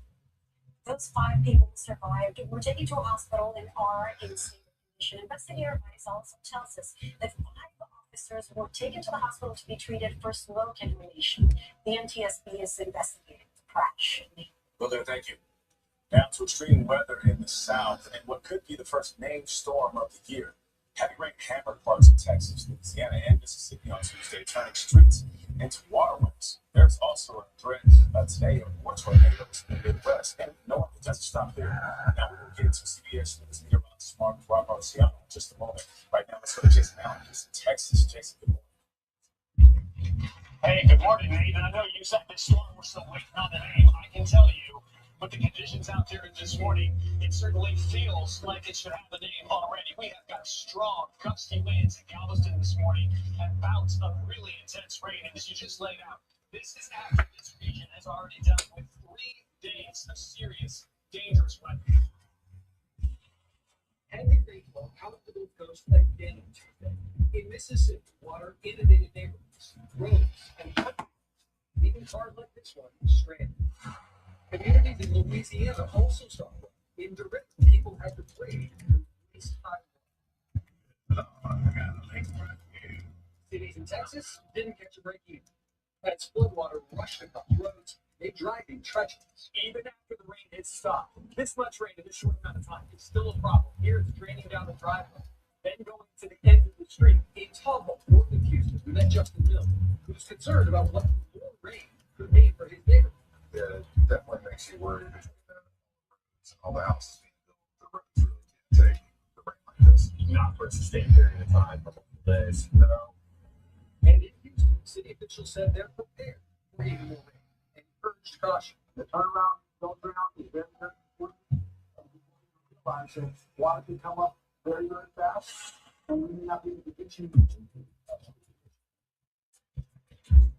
Yeah, and the rain has picked up again here just in the last minute. We're getting one of those really heavy days now here in Galveston. City officials here think that they're probably still going to avoid the worst of this storm. We'll see it in the next couple of hours. But I know there are places to the east and up the coast. Not going to be the same situation for that, Nate. All right, thank you. Now it's the flooding is not only the only extreme weather that we're watching today. CBS News meteorologist Rob Marciano is just outside St. Louis. Rob, good morning.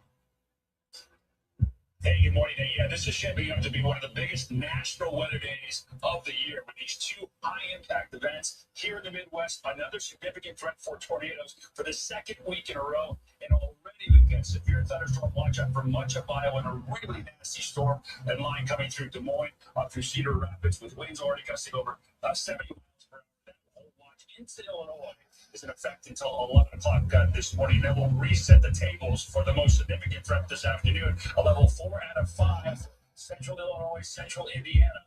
And this has the potential for seeing long-lived, strong tornadoes with, for June standards, screaming jet stream, low-level winds, all the ingredients to see significant tornadoes today. And some big states involved include St. Louis, include Indianapolis, and Chicago as well. And then tomorrow, like last week, gets into the Northeast with significant severe storms as well. And yes, this could become a named storm, but it's going to hug the coastline and the Gulf Coast there. And you saw the impacts hurting with JTD. They're just getting hammered rain. And that will continue today, tomorrow, and into Friday. So flooding will be an issue for a good couple of days. Nora? All right, Rob, thank you so much. Overseas, President Trump is wrapping up his last day of meetings at the G7 summit in France. One major focus is the tentative deal to end the war with Iran. Now, we still don't know the details, and lawmakers on both sides of the aisle are raising concerns. Nancy Cordes is traveling with the president. Nancy, good morning. Nora, good morning. Good to see you. Yeah, their main concern appears to be that this deal would give financial rewards to Iran up front in exchange for the hope of nuclear concessions later. President Trump has been slamming President Obama's Iran deal for more than a decade because he claimed he did something very similar.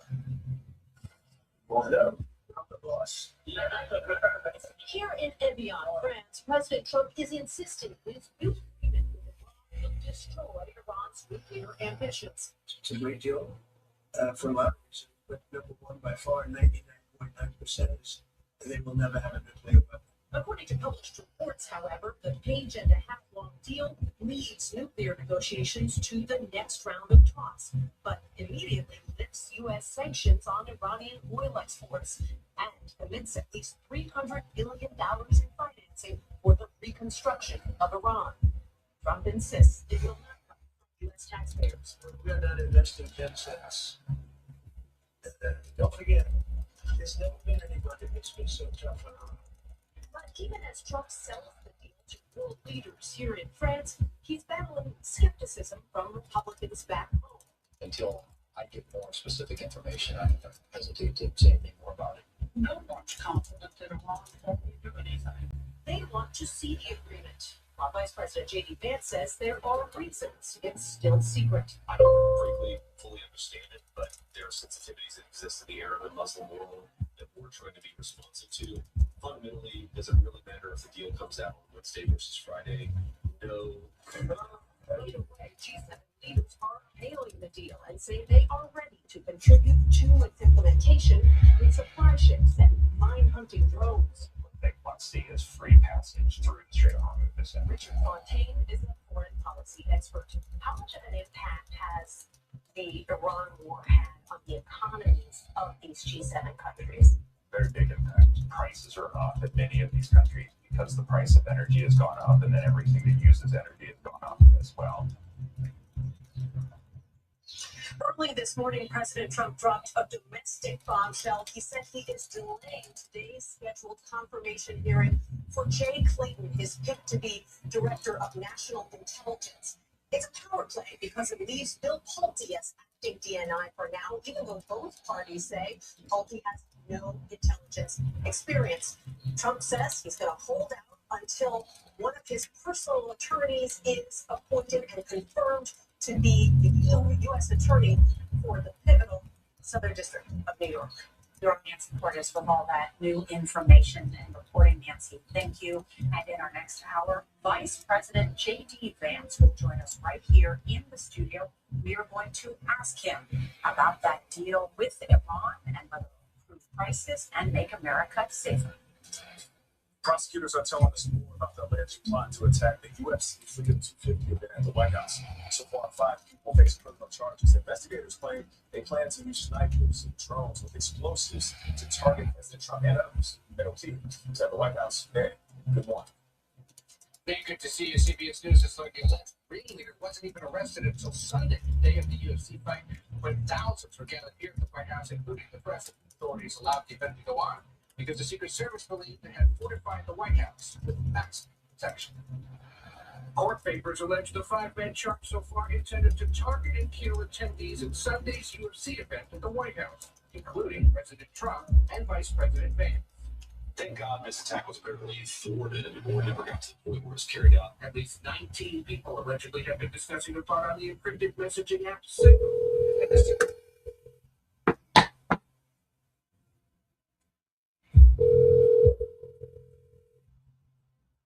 Wow.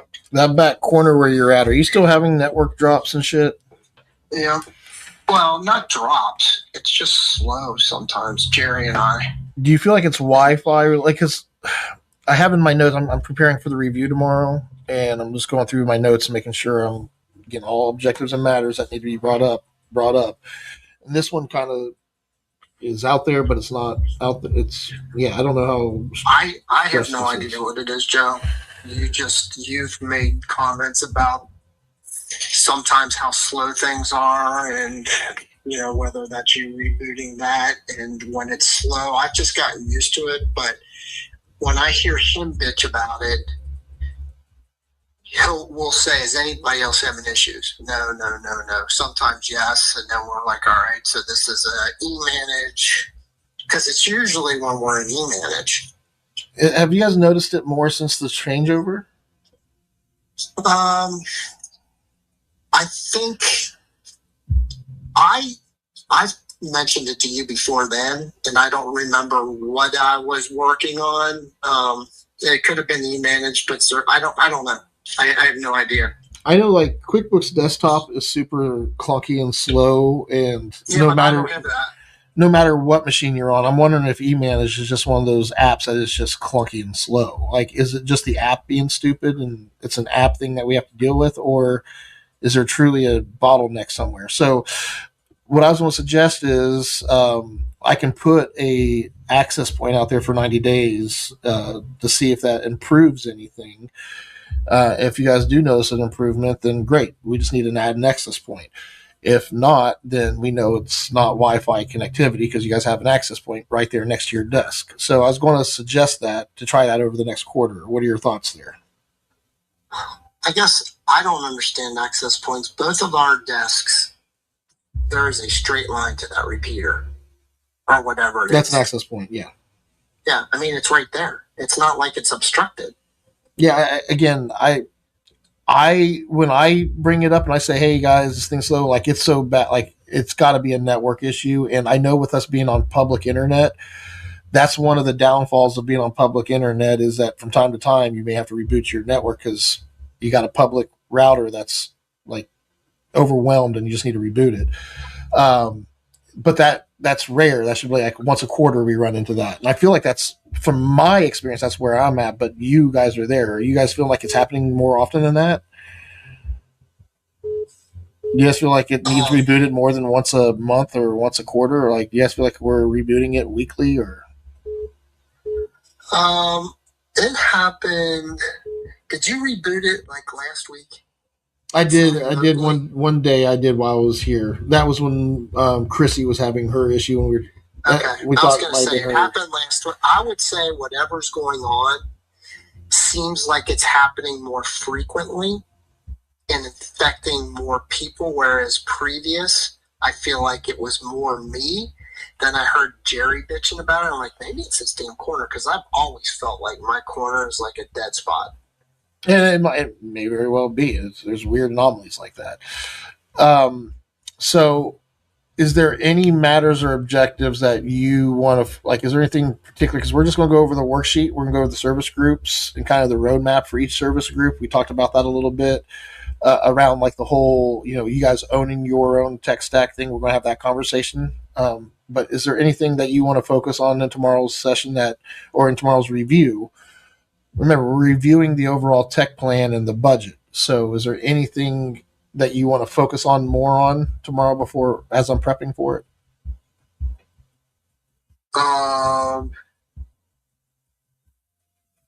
Not that I can think of. Yeah, it's going to be straightforward. I'll try to send something to you guys today for you guys to review before the meeting tomorrow, but I don't know if we'll get it to you before end of day. Basically, it's going to be what I want to use to go through the review. I'll try to send it to you guys. You'll have it before the meeting for sure. All right, cool. All right, thanks. Thanks.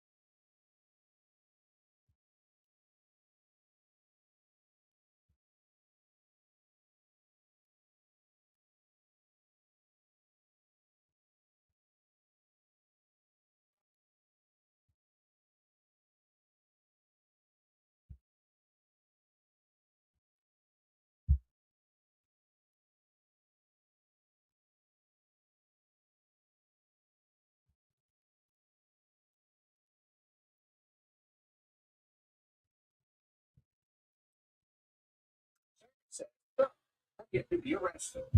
There are still suspects at large, and we're going to work it until everyone's been identified. Prosecutors rally last Wednesday.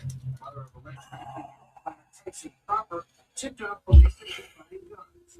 He told law enforcement that the stage demonstration on the north side of the White House is a distraction, then deploy small explosive-laden drones to the UFC octagon. And they flipped. But this is about as close as the plotters would have gotten to the north side of the White House on Pennsylvania Avenue. It's closed to the general public because of ongoing construction and staging of the UFC fight.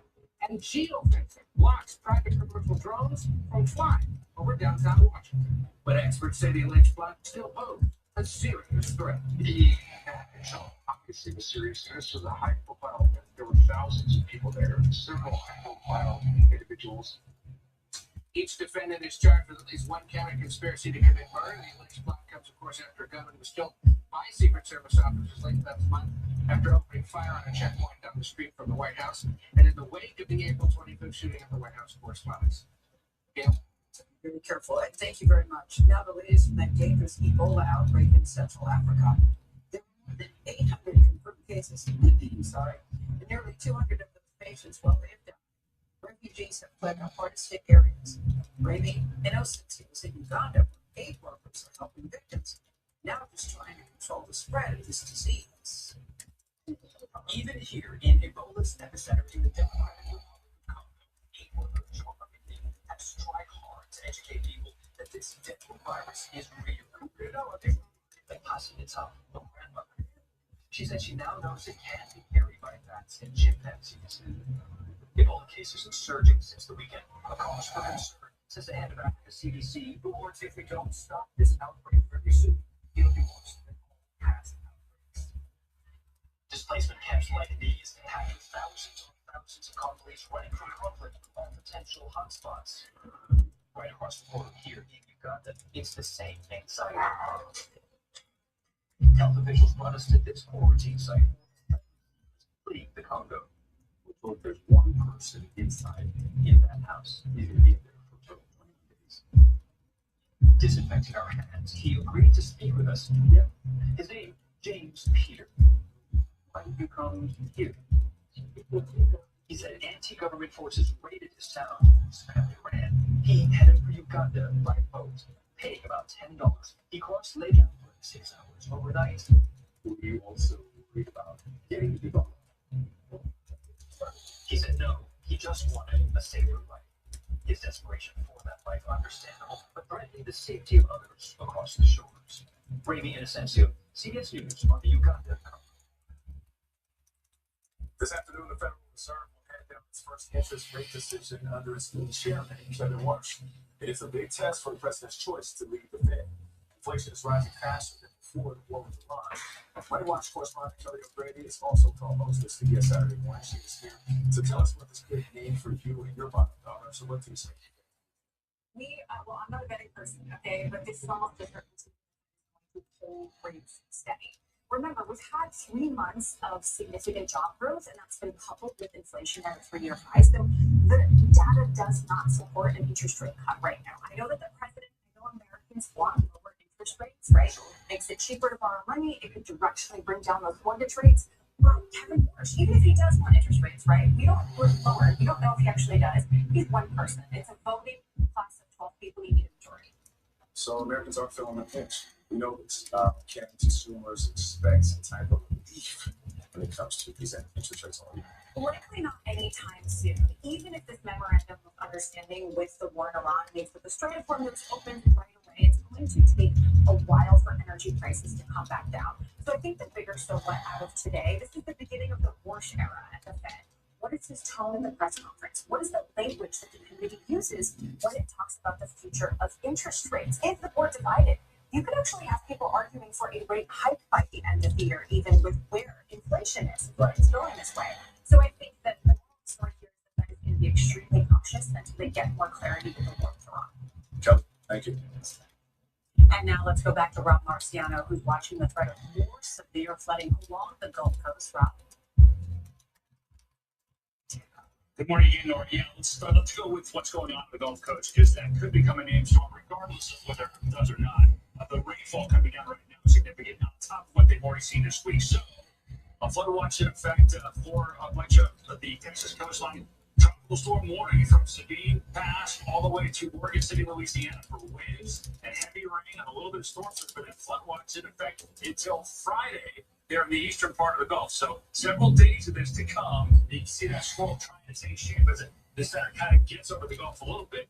The more it's over the Gulf, the stronger it will get, but we don't think it has enough time to get really that significant. But a lot of rain there, and they will see some flooding, 4 to 8 inches. Some spots will get easily over 10 inches of rain there. And then here in the Midwest, again, a significant tornado threat for places like Illinois and Indiana. We have storms right now firing across parts of Iowa. Busy day ahead for sure.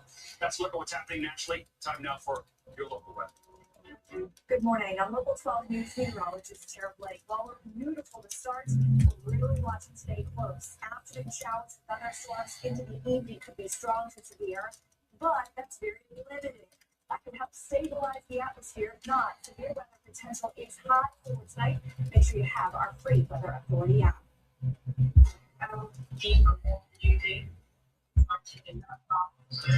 Next Dateline. Today at 3 on Local 12. Actually starts in Strathfield here. Starting to $4.99. Plus, they got $1,000 for a ride and 0% interest for 16 months. That's 5 whole years interest free. Going on now. My mother was diagnosed with breast cancer at 45. Thanks to the diagnosis, treatment, care, she lived nearly 40 more years. At the end of the cancer, physicians not just trying to feature breast cancer care. There's research and preventive treatment, a cure, and a chance to live again. Because in this fight, every detail matters. Try the softest speaker ever.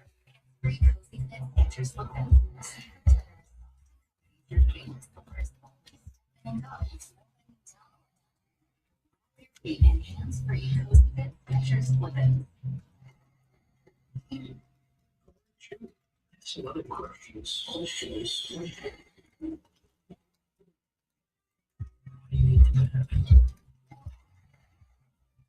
That's where I'll talk to you next before you take delivery. Can we stop sleeping?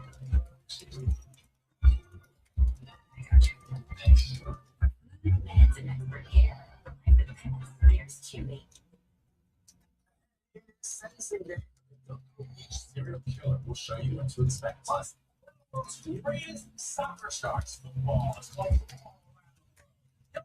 He makes his way to the World Cup.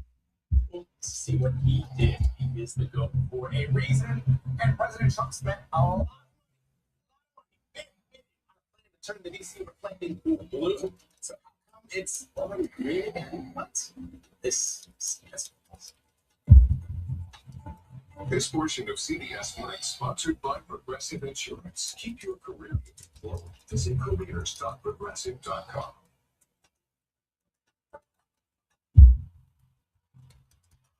Look at Amy, working hard now for the future. Amy can buy her very own boat. Wait, sorry, boat's great, but Oh, you love your pull-ups. what did I just say? Cheers, o'clock. Here's to protecting your boat RV 24/7. You're holding on the button. So I like hang out with my insurance guy. Awesome. Step down, watch this. Step helps adults with obesity lose weight and keep it off. Watch this. And data shows that people taking Zepbound lost up to 48 pounds. Don't share needles or pens or needles. Don't take it for the or give someone in your family an MTC or MEN2. Tell your doctor if you get a lump or swelling. Stop Zepbound and call your doctor if you have severe stomach pain or a serious allergic reaction. Severe side effects may include inflamed pancreas or gallbladder problems. Tell your doctor if you experience vision changes before scheduled procedures. If you're nursing, pregnant, plan to be, or taking birth control pills. Taking Zepbound is a low-calorie hour insulin may cause low blood sugar, side effects include nausea, diarrhea, and bowel, which can cause dehydration and worsen kidney problems. As to Dr. Zepbound. Zepbound, watch this.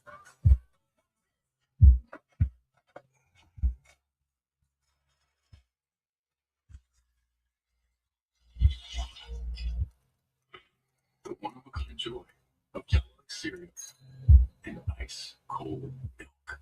As a parent, in parentheses, we had to lower our LDL-C. Statins and diet weren't enough. So we asked about Repatha. Repatha plus a statin lowers LDL-C by 63%. Do not take Repatha if you're allergic to it. Serious allergic reactions can occur. Get medical help right away if you have trouble breathing or swelling of the face, lips, tongue, throat, or arms. Common side effects include runny nose, sore throat, and cold symptoms, flu or flu-like symptoms, back pain, high blood sugar, and redness, pain, or bruising at the injection site. Ask about Repatha. When allergies throw a sucker punch, the power of Claritin D punches back harder.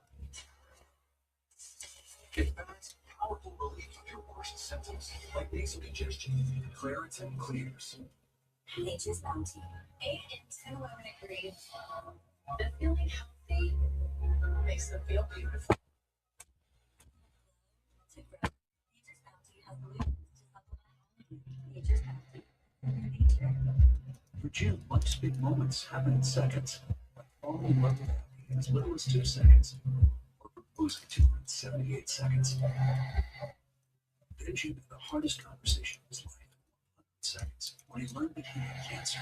Because life's big moments add up in seconds. Jim and his doctor chose Devo-Q for its administration time and injectable immunotherapy given as little as 40 to 80 seconds. Being used alone in adults to treat melanoma, a type of skin cancer that is rare and can be removed by surgery, and is approved for cancers. Devo-Q can cause your immune system to harm and undermine directly after treatment. These problems can be severe within death. See your doctor when you cough, chest pain, shortness of breath, irregular heartbeat, constipation, severe stomach pain, severe fatigue, dizziness, fainting, eye problems, extreme tiredness, changes in appetite, thirst, urine, rash, itching, confusion, muscle pain, weakness, joint pain, fever, persistent muscle or joint pain. Tell your doctor if you have any symptoms of Burger syndrome, immune system problems, Crohn's disease, ulcerative colitis, and lupus. These are all the possible side effects. Tell your doctor about all the conditions, including system problems, if you have stem cell transplant or receive just radiation. Devo-Q can help your baby.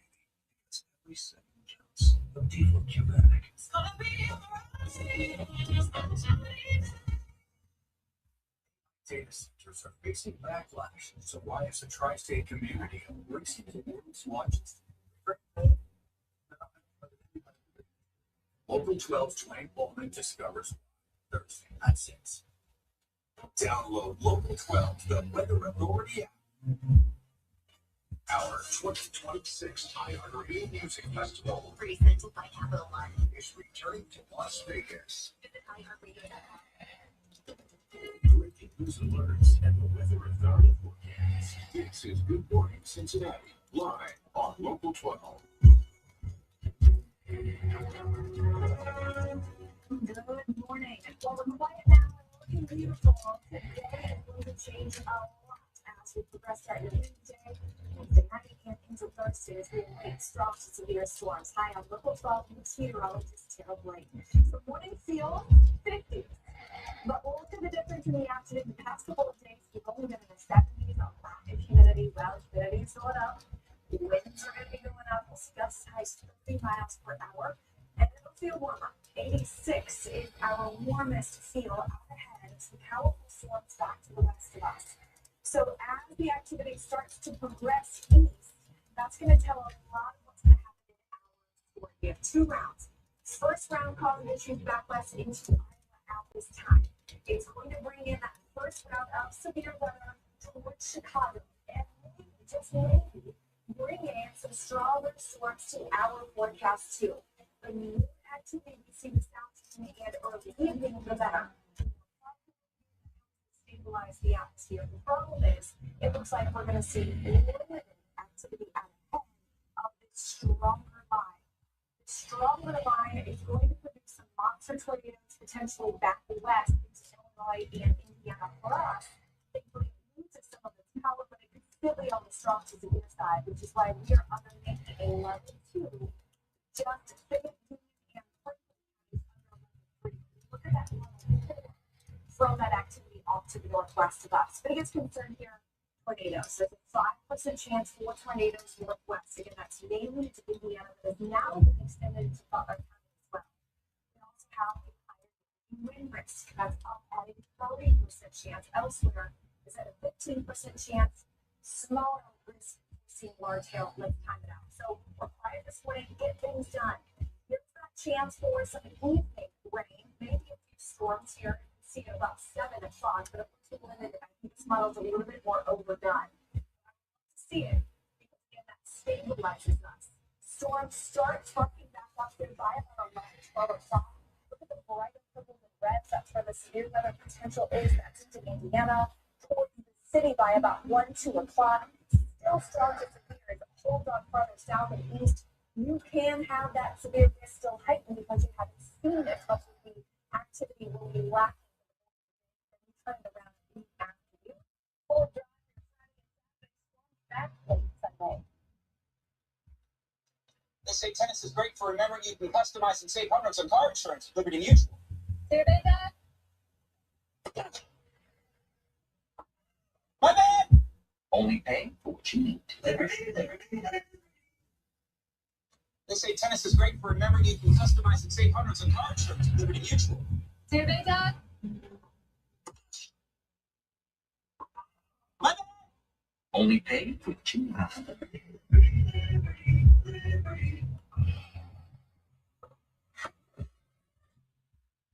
Yes, to do the honors. Good morning, Adriana. Good morning to you all. So happy to be here. All right, so we're going to begin in Nevada, where boxing champ Floyd Mayweather Jr. is facing 2 felony charges.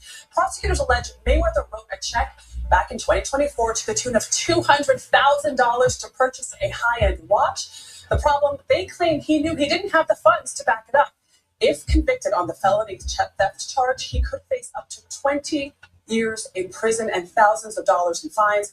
Mayweather is also facing other financial issues, including owing more than $7 million in back taxes. Now, Mayweather's attorneys told ESPN that this matter does not belong in the criminal courts, and they say he looks forward to being vindicated through the court proceedings. He is coming out of retirement later this month to box in Greece. Moving on to Washington, D.C., President Trump's $14 million effort to clean up the iconic reflecting pool isn't going so great. This is what it looked like after it was repainted with what the president calls American flag blue. And this is what it turned into just days later when an algae bloom took over. The Department of Interior says the water is being treated with, quote, high-tech nanobubble ozone technology, whatever that is, and high-tech again, high-tech nanobubble ozone technology. Wow. And hydrogen peroxide. There you go. Okay, you guys have got to see this video. This is a heart-pounding video of a Coast Guard rescue in Maryland. Take a look at this. That white boat that you see there spiraled out of control after the man driving it was thrown overboard while the engine was still running. So the Coast Guard in the red boat chased after it to try to stop it in a maneuver that might make Tom Cruise envious. An officer leaps from one boat to the other to regain control. Look at him. Yeah. Switching off the motor. Luckily, no injuries were reported. That looked horrendous. That looks like a movie. It looks like a movie. Yeah. Tom Cruise is taking notes for the next Mission Impossible. There you go. Okay, so finally, Boston, the legendary home of Cheers. Well, they've run out of beer, and it's all Scotland's fault. Let's explain. Thousands of Scottish soccer fans flooded the city for the World Cup and partied so hard that it tapped out many bar supplies. So this was the theme at many watering holes across Beantown as Scotland beat Haiti over the weekend. There are even reports that the Sam Adams tap room ran dry. Hopefully Boston will stock up again and quickly because Scotland is set to face off against Morocco on Friday. And by the way, guys, one bar owner told the Boston Globe that the demand tripled what they normally do today. We're talking about Boston with all the Irish. Nora, you know what I'm talking about. Yes, Nora O'Donnell. Soccer makes you thirsty, doesn't it? Yeah. Thirsty. Irish people like to drink or something? Thank you so much. All right, sticking with the World Cup, we are seeing more history from Argentina's Lionel Messi. Last night, he became the first man to play in 6 World Cups. And he scored 3 goals to lead the defending champions period in their opening match. Messi now has 16 Cup goals, tied for the most all time. Carter Evans has been following all of the action for us, and he is kicking it with us right now from Los Angeles. All right, Nate, take a look. The giant Messi mural behind me here in downtown LA. The GOAT marked his record 6th World Cup campaign with a historic performance. Exactly 20 years after his World Cup debut, more than 70,000 fans packed Arrowhead Stadium in Kansas City to see one of soccer's greatest players on the world's biggest stage. Lionel Messi showed at nearly 39 years of age he's still got magic in his feet. His sensational hat-trick led defending champions and 3-time World Cup winners Argentina to victory over Algeria. Helped Messi tie the record for most men's World Cup goals, 16, further cementing the forward's place among the very best to ever play the game. Messi called defeat an honor, but said at the end of the day, it's just a statistic and nothing more. Norwegian goal machine Erling Haaland did what he always does, put the ball in the back of the net. The striker's 2 goals against Iraq set the stage for Norway's first World Cup win in 28 years. And earlier in the day, Kylian Mbappe in top-ranked France squeezed a point during a frenetic second half against Senegal. Displaying his trademark speed and flair for the dramatic, he scored a pair of goals, sealing France's 3-1 win. French fans felt the glee of watching their hero back at his best and hope he can lead the World Cup favorites to their 3rd trophy. Up next, Portugal, led by 41-year-old all-time great Cristiano Ronaldo. They're going to kick off its World Cup campaign in Houston today, and then England is going to begin its quest for its first World Cup trophy since 1966, and I know you all will be watching. Yeah. I'm so fascinated by I'm so fascinated by Lionel Messi, though. I would like to at least see him in person play. Agreed. I think it's the 6th World Cup. Yes. I think consider him the best of all time. And that's what I love about the World Cup. It's a reminder that these players are so massively popular around the world. Yeah. Like, we have some superstars. Right. But someone's going to be on this show later. Yeah, you're right about that. Soccer has megastars. That's right. All right, Carter, thank you so much for that report. And coming up, it is sentencing day in a serial murder case that began more than 30 years ago. We'll hear from the district attorney who finally put this killer away. This is CBS Mornings. Australia coverage to fit your business and bottom line. So, Greg, how good it feel to save on your commercial auto insurance with Geico? It's good as having a great hammer. You can't touch this. Cover time.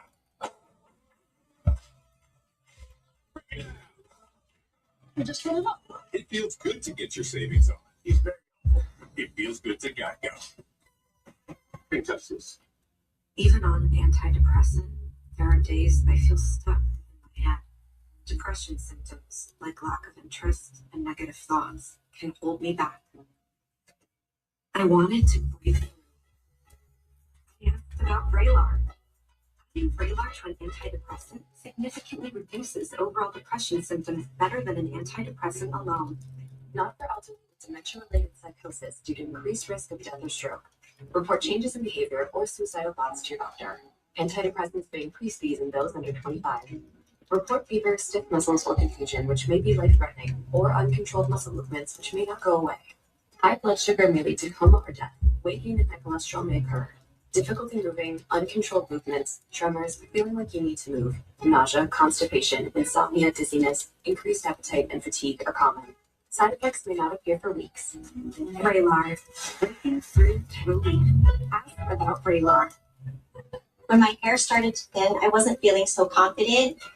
I stopped hanging out with the guys because I didn't want to hear the wisecracks. I started taking Nutrafol because I had seen that it worked with my friend. Nutrafol really takes the time to do the research, to do the clinical studies, and I really respect how it works from the inside out. Nutrafol was able to bring my hair back to life, and it keeps getting thicker and fuller. It felt real good to dish that. Start your hair growth journey at Nutrafol.com. When you need longer-lasting body pain relief, try Aleve. Just one dose of Aleve provides pain relief for up to 12 hours from all types of body pain. Aleve, longer-lasting body pain relief. Sleep is simple. Just try your avoid exposure to natural light. Or maybe you just need a little more from your mattress.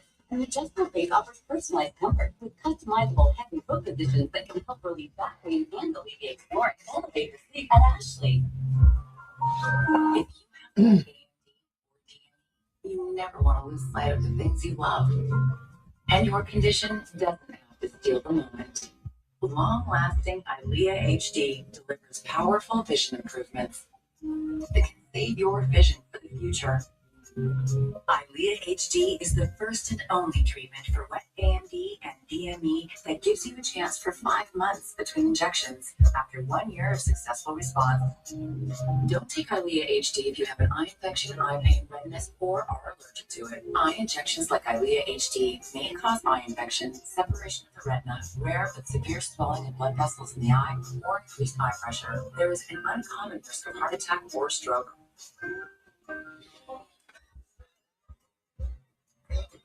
There's still so much to see. About next generation EYLEA HD, a treatment retina specialists trust. All of the suits now streaming on Paramount Plus. Who is Amy Acton? She's the liberal who shut down Ohio, closing your child's school and your friend's business. Now she runs for governor on a radical far-left platform. Says illegal immigrants taking jobs from Americans have a right to be here. And wants woke DEI racial preferences for hiring at Ohio colleges and universities. That's the real Amy Acton. And trust us, it gets worse from here. Paid for by VPAC. Victors, not victims. The man who pleaded guilty to the so-called Gilgo Beach murders is due to be sentenced to life in prison today. Rex Heuermann admitted to killing 8 women over the course of nearly 2 decades on New York's Long Island, ending in 2010. He was arrested more than a decade later. Tom Hansen looks at the long investigation that may not be over. We feel it's in the best interest to plead guilty rather than go to trial. Yeah, sure.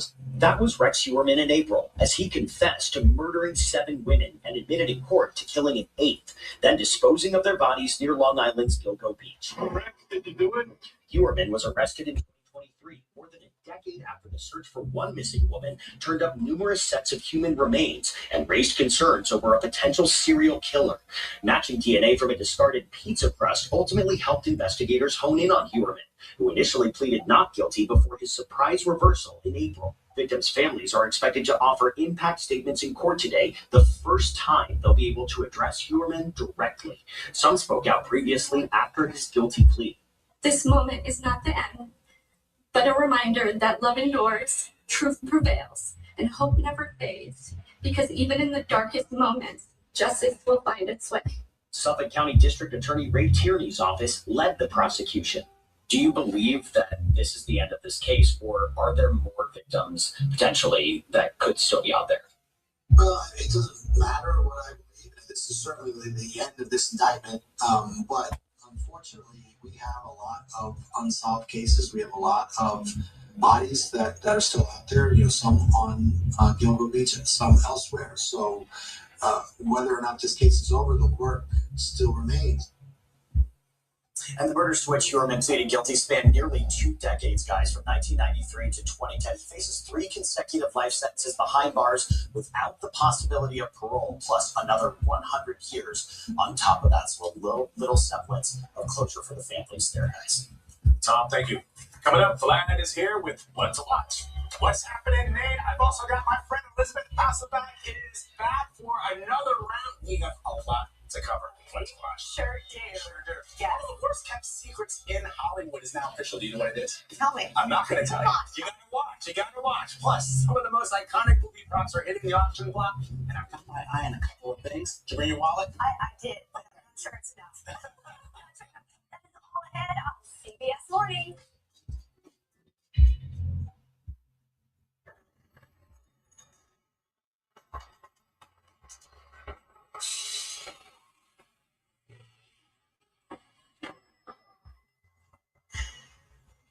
Your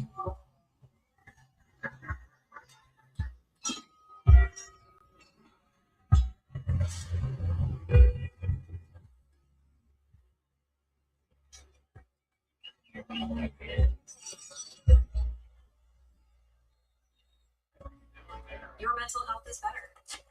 But having uncontrollable body movements called TD, tardive dyskinesia, can feel embarrassing. I asked my doctor about treating my TD with Ingrezza. #1 prescribed Ingrezza reduced TD movements by greater than 10 times, with most seeing a response as early as 2 weeks. And you can keep taking most mental health meds. Ingrezza can cause depression, suicidal thoughts, or actions in patients with Huntington's disease. Call your doctor if you become depressed, have sudden behavior, mood changes, or suicidal thoughts. Don't take Ingrezza if allergic. Serious side effects may include allergic reactions like sudden, potentially fatal swelling in eyes, sleepiness, the most common side effect, and heart rhythm problems. Know how Ingrezza affects you before operating a car or dangerous machinery. Report fever, stiff muscles, or problems thinking, as these might be life-threatening. Shaking, stiffness, drooling, and trouble with moving or balance may occur. Taking control starts with asking your doctor about Ingrezza. Fancy Feast presents our latest chef-inspired creation, Fancy Feast Gems. This rich pyramid mousse pâté puts mealtime in a whole new light and turns the everyday into extraordinary. Fancy Feast Gems. Love is in the details. Yay! New Game Plus has no business making Grace's dish towel smell this good. Especially after that greatest scent ever. New Game Plus with Oxy. Pain hits fast. So get relief fast. Only Tylenol Rapid Release Gels have laser drilled holes. They release medicine fast for fast pain. Tylenol Rapid Release Gels. New Sensodyne Clinical Repair is absolutely amazing. When your teeth are sensitive, they need special care. New Sensodyne Clinical Repair creates a protective shield over those exposed areas that can help repair sensitive areas of teeth after 60 seconds. I recommend Sensodyne Clinical Repair. And look at your life. You're the director. You write the script. Thank you. And call the shots. You keep the story moving along. Hey, who's it? And so one day, your doctor says you have chronic lymphocytic leukemia. That wasn't part of the story. For CLL, my doctor recommended Calvins. Calquence is the first and only BTKI to offer 2 approved all-oral chemo-free options: ongoing treatment with Calquence or fixed-duration treatment when combined with venetoclax. Calquence can cause serious side effects which may lead to death. This includes serious infections, bleeding problems that may increase with blood thinners, decreased blood counts, new cancers including skin cancers, heart rhythm problems, and liver problems. Tell your doctor right away if you have flu-like symptoms, blood in stool or urine, fast or irregular heartbeat, dizziness, feeling faint, chest discomfort, shortness of breath, stomach pain, dark urine, or yellowing skin. Calquence may harm an unborn baby. Ask your doctor about pregnancy and breastfeeding. These are not all the side effects. Use some protection. And action. Ask your doctor about Calquence. If you can't afford your medication, AstraZeneca may be able to help. Time for What's a Watch with Let's go on. All right, we're going to start with an exclusive announcement from popular parenting expert Dr. Becky Kennedy. She has a new picture book exploring a topic every parent knows: bedtime. Hi, everyone. I'm Dr. Becky. I'm a clinical psychologist, mom of 3, and the founder of Good Inside. And I have some really exciting news. My next picture book is one more book, a Good Inside story about bedtime. And it's about that moment that can feel so tricky at the end of a long day. And I know what you're thinking. Another sleep book. But I promise you it's not. Because here's the thing. Your kid isn't stalling at night. They're not trying to drive you crazy, even though I know it can feel that way. They're doing dance moves. They have a sudden need for a drink of water. They have an absolutely cannot wait until morning question about why the moon follows a car. All of it is really just your kid's way of saying, I'm nervous, or I'm not ready to be without you yet. In this story, Charlie and his dad figure out bedtime together. And your kid will end up benefiting the same way Charlie does, because kids learn best through stories of other people, kind of like we do as well.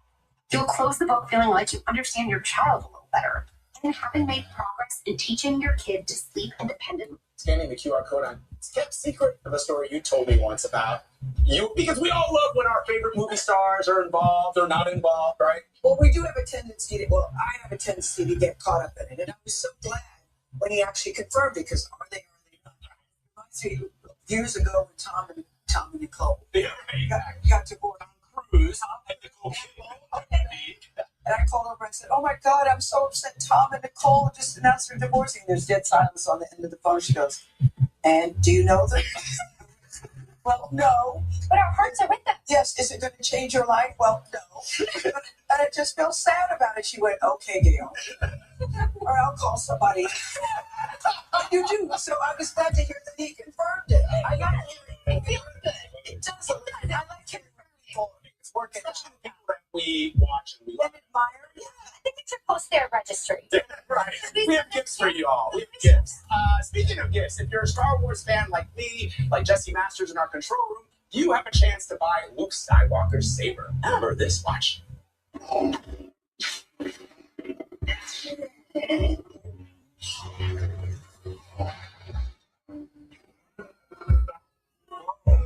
Yes, the pivotal scene, Luke's lightsaber and the severed hand from Empire Strikes Back will hit public auction for the first time ever. The opening bid, $1 million. Yeah, it's part of an upcoming auction. Yeah, did you break out your piggy bank? Glad I know you want that. I do want that. Hey, I do want that. My birthday's in December. It's part of an upcoming auction of famous entertainment memorabilia. John Lennon's handwritten lyrics for the 1964 Beatles song. Yes, that's fair. With you. That's right. True. Yeah, how can you get that for? It's going for $500,000. Wow. Wicked Witch of the West hat from Wizard of Oz starts at $100,000, and a collection of hoverboards from Back to the Future Part 2. Now you're talking about Michael J. Fox. I know. Opening bid, $100,000. Never mind. To get the version at the store. Nate, when's your birthday? Nate, December. Okay, I'll hook you up. All right. It brought me like one of those little like keychain lightsaber hand magazine. Well, listen, it's exactly what it sounds like, but is it safe? That's the question. Why advice from so-called skinfluencers could put you at risk. We're going to talk about it. Plus, New York Knicks superstar Jalen Brunson and his dad / Coach Rick, they will be here, and they're going to be talking about winning the NBA championship together. But right now, it is time to check the local weather. Good morning. I'm Local 12 News meteorologist Tara Blake. While we're beautiful to start, we're really watching today close. Afternoon showers and thunderstorms into the evening could be strong to severe, but that's very limited. That could help stabilize the atmosphere. If not, severe weather potential is high for tonight. Make sure you have our free Weather Authority app. AI data centers are facing backlash, so why is a tri-state community embracing the world's largest? Local 12's Dwayne Pullman discovers why. Thursday at 6. Zepbound, watch this. Zepbound helps adults with obesity lose weight and keep it off. Watch this. And data shows that people taking Zepbound lost up to 48 pounds. Don't share needles or pens or reuse needles. Don't take if allergic to it or if you or someone in your family had MTC or MEN2. Tell your doctor if you get a lump or swelling in your neck. Stop Zepbound and call your doctor if you have severe stomach pain or a serious allergic reaction. Severe side effects may include inflamed pancreas or gallbladder problems. Tell your doctor if you experience vision changes before scheduled procedures with anesthesia. If you're nursing, pregnant, plan to be, or taking birth control pills. Taking Zepbound with a sulfonylurea or insulin may cause low blood sugar. Side effects include nausea, diarrhea, and vomiting, which can cause dehydration and worsen kidney problems. Ask your doctor about Zepbound. Zepbound, watch this. Watch this.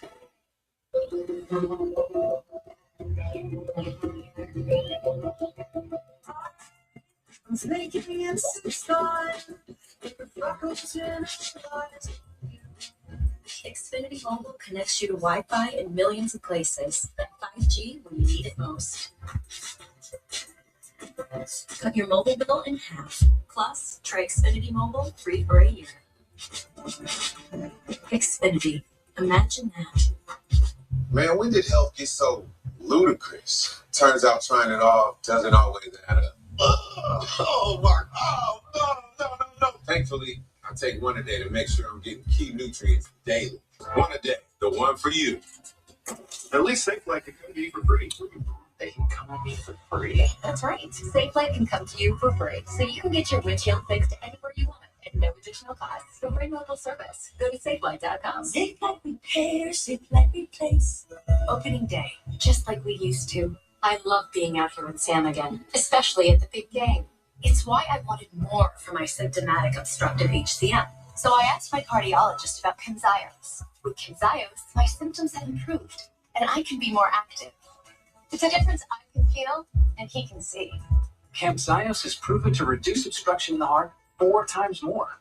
Camzyos may cause serious side effects, including heart failure that can lead to death, a risk that's increased with serious infection, irregular heartbeat, or with certain other medicines. Do not stop, start, or change medicines or dose without telling your doctor. You must have echocardiograms before and during treatment. Seek help for new or worsening heart failure symptoms. Camzyos is only available through a restricted program. Before taking Camzyos, tell your doctor about all your medical conditions and current or planned pregnancy, as Camzyos may harm your unborn baby. Camzyos, first in its class to treat symptomatic OHCM. It's great to be back. Ask your cardiologist about Camzyos. It's unfiltered and addictive. Guilty Pleasure is back. The new season of Big Brother starts CBS Thursday, July 9th. How are your hearts? I mean, life's complicated. I grew up with very severe anxiety. It's hard for kids these days. You should want to wrap it up. Mental health is everywhere. We all have it, whether you call it that or not. Being able to collab with this foundation just means 2026 iHeartRadio Music Festival. Presented by Apple.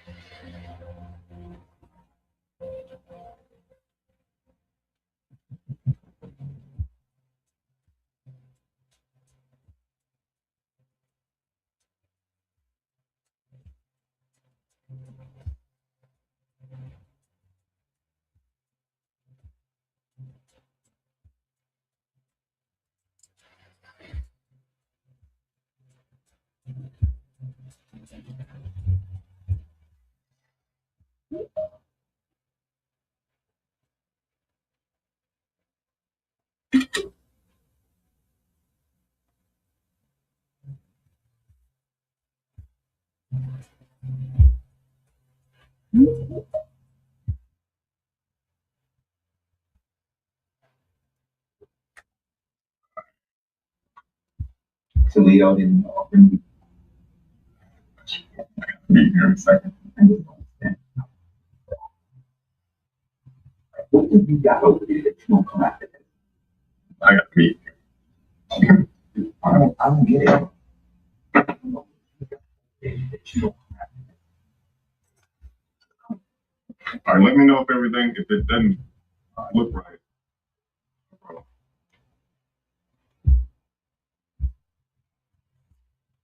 Well, good afternoon. Hey, how you doing? Good, good. Just getting stuff done, finally. How are things going in your world? It's going all right. Moving. Hopefully in the right direction. Good, good, good. So you want to talk about the meeting more today, or is there another topic you want to talk about? No, I mean, I looked at that meeting and then we can talk about the meeting so I can get ready for the next one. I already made a list of stuff I want to cover. Go over and just check in. But one thing I was looking at, you said this earlier.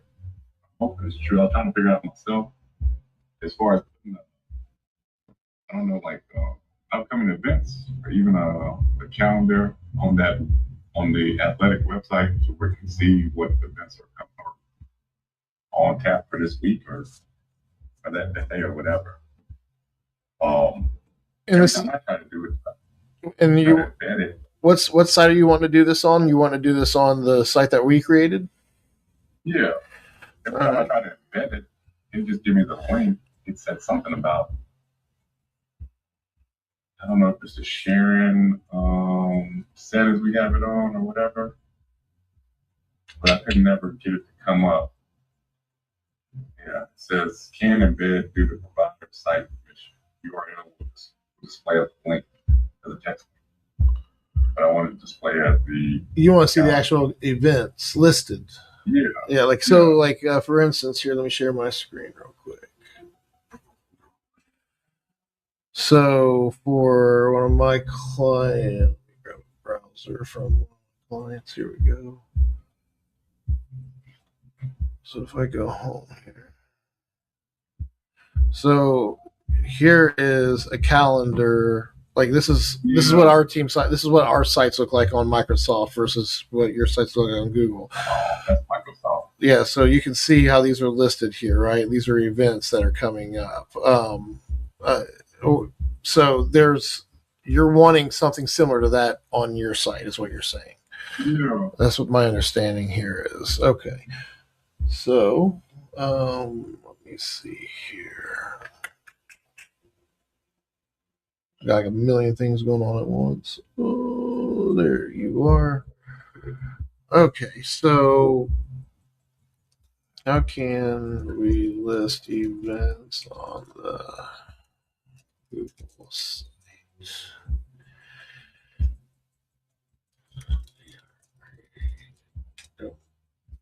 Now these events. What calendar are they in right now? Google Calendar?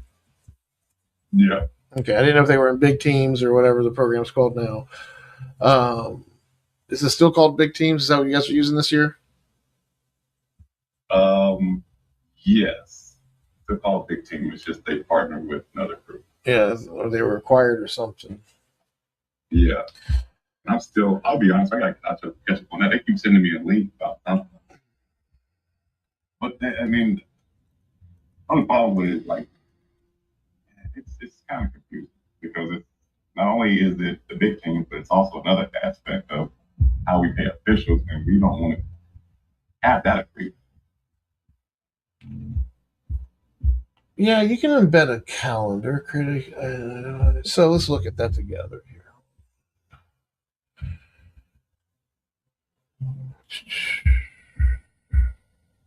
Go to sites. There's this guy here. Oh, I see it. I see it now. We had a calendar on one of these at one point. It's on it. I see it now. Oh, crap.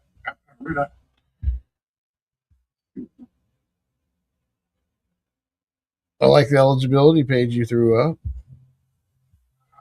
I see it. I just did it. Let me share my thing right now. Let me delete some stuff because I was working on it today. What page was you putting it on? The home page. Okay. Let me show you what I was working on. I see it here now on the left. Yeah. Oh, you can see it. Oh, yeah. You still have that. I'm in the developer with you, so we can actually work on the site and build it together. That's I didn't know if you knew that, but like when you're in the developer side of it, like we are, I see your name right here. Like you should be able to see my screen. You can see me clicking on stuff too. Like I do. Yeah. So. Hold on. I believe one of those. Let me do something. I'm gonna undo something. So it just shows it's busy. It didn't show the actual event for you.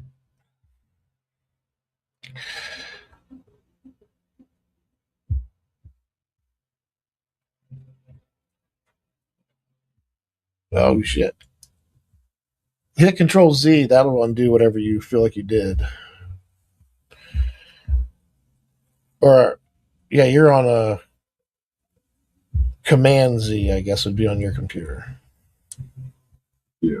Let's see, what is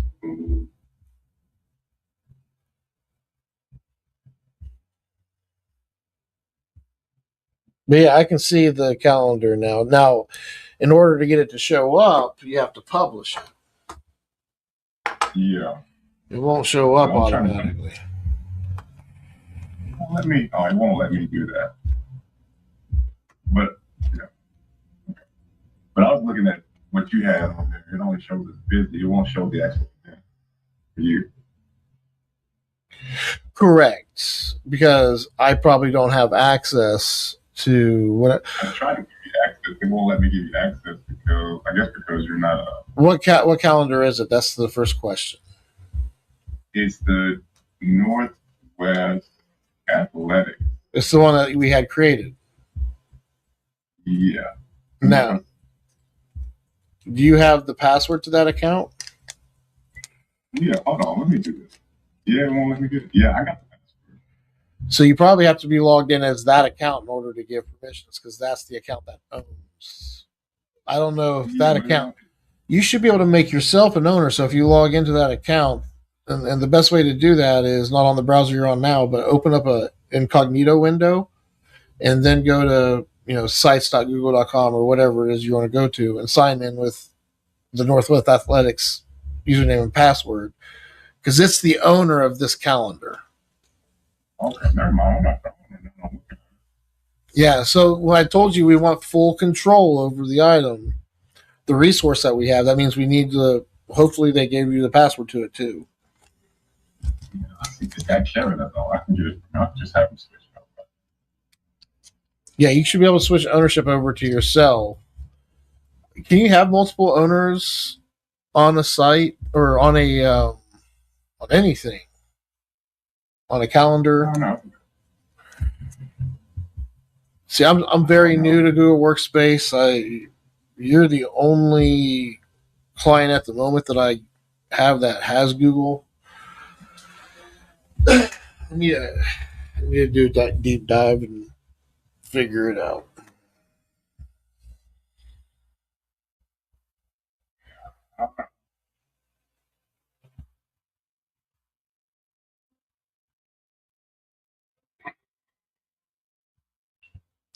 I could have did that myself. I should have looked it up. I don't know.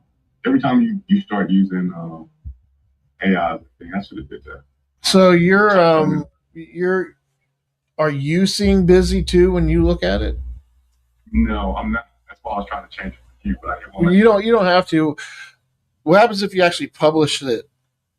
Let me copy this link over here because I want to look at the site that's published.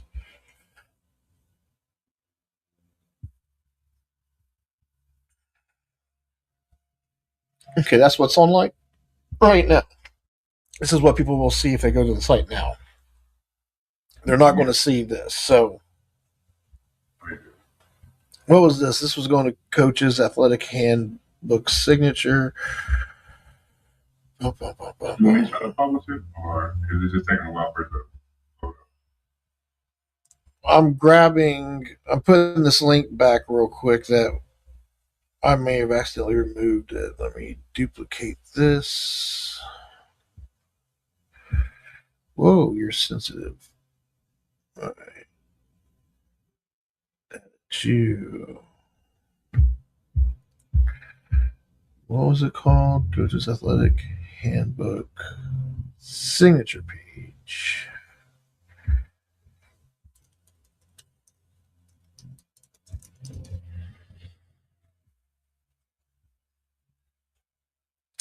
You can publish it now. Okay. I'm see hit refresh until I get the update. I just published it.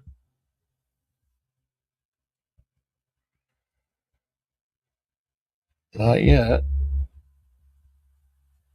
Not yet. There it goes.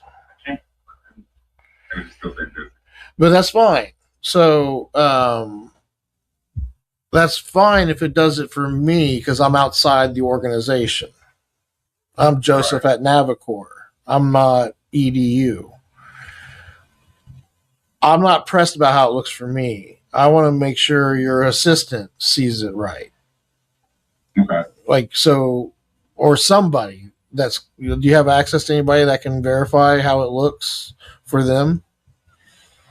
Yeah, I'm pretty sure they're away from the computer. Yeah.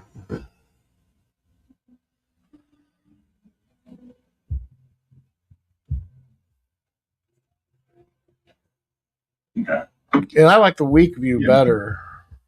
Did you change that week view? I just did that. I like the week view better too. Yeah, so let's do this. That way, it doesn't even, you don't have to worry about seeing that other piece. So, boop, go to settings and show title. Sure, show day.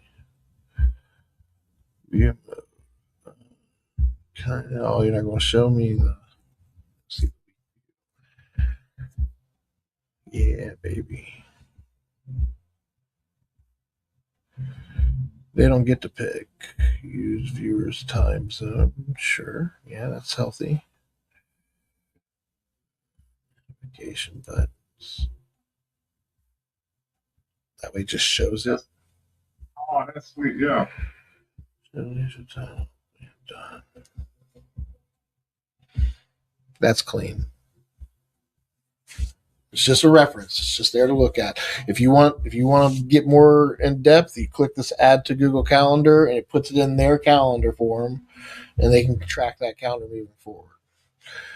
Let me publish this and make sure it refreshes that way. And you can change it. I'm not trying to dictate. If there's any settings you want to change, go for it. But yeah.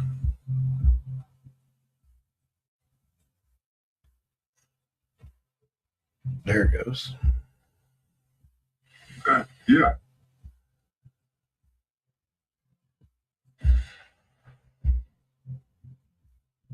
I was wondering if there was like a list view. Get back over here.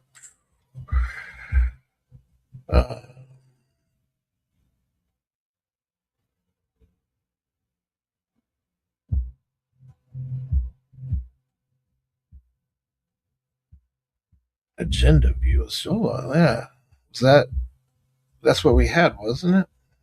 Wasn't that the first one? Yeah.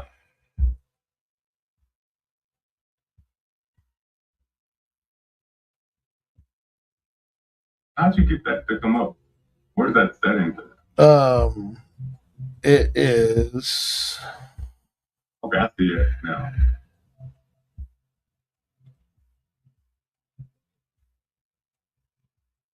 But yeah, like there's a gear up here. Yeah.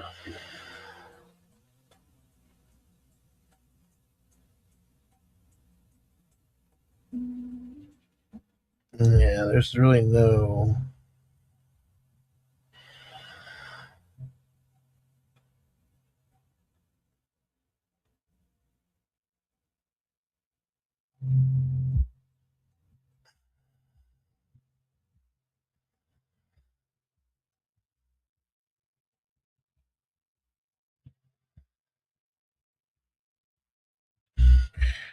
But actually show the damn.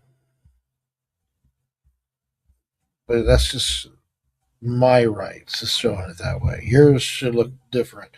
Yeah, you should play around with it because you get to see the data better. Like I would try to mess around with the different ways. The only thing I would say that bothers me about it a little bit is how much space it's taking up on the front screen. I was trying to find a way to like set it to the side or something, but yeah, it's just really big. But I could see wanting that to be out front and in the open. What we switched the welcome to the team site, put that underneath and put the calendar right there for the team. Welcome to the team site. So, yeah, let's do this. Let's move you way down. Oh, this is all part of the same. Okay.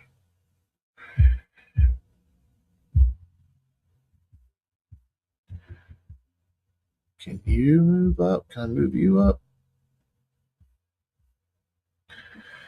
Wow. Missing something here.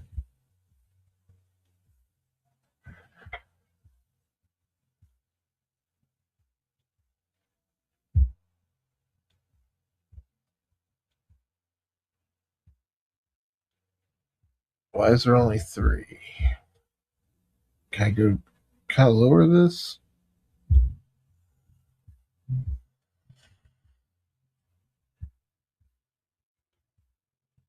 Interesting. Put you back on top. Let's just go ahead and squeeze you in there and see what happens.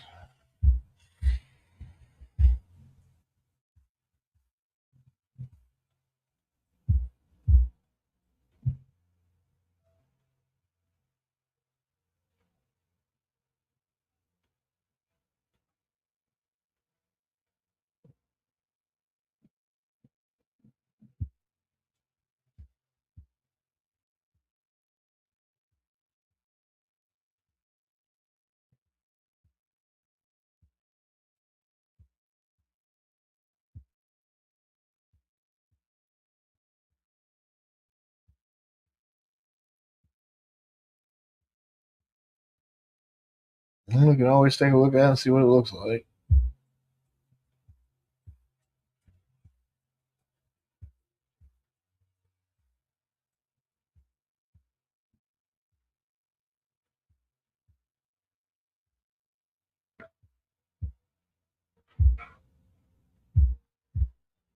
It's closer. It's getting there.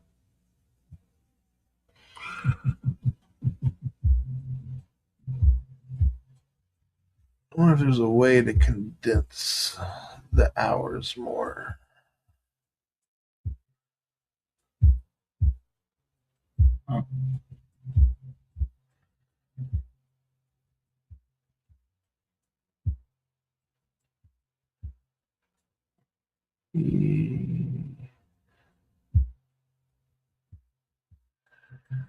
View selection.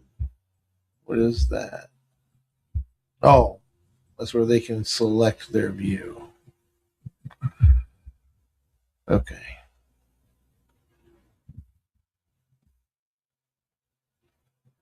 That's just one, that tiny light icon. That's not going to make a difference.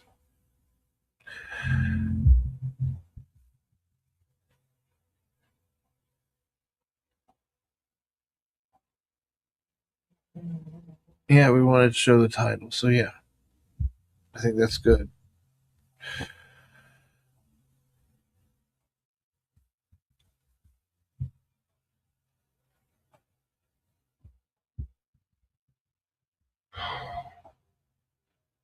Yeah, I'm going to change something up a little bit here real quick.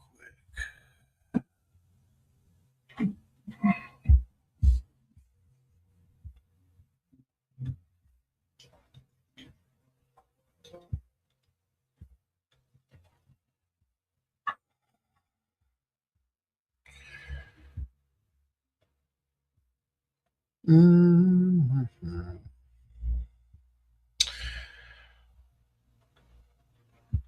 This is as far as it can go this way. Oh, there we go. That space. A little bit.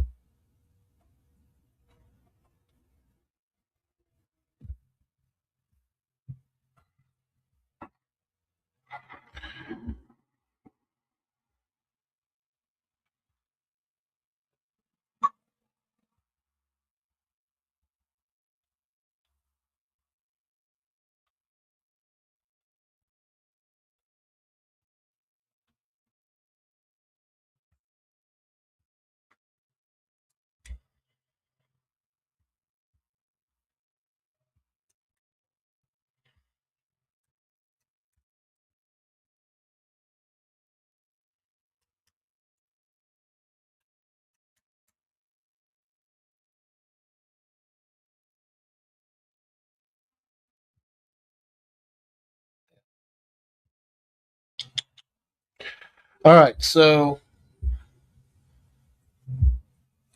got your calendar on there. I would test around. I would just make sure that people can see the titles because it shows the titles for you, right? Like if you refresh the actual site, you see those titles. And probably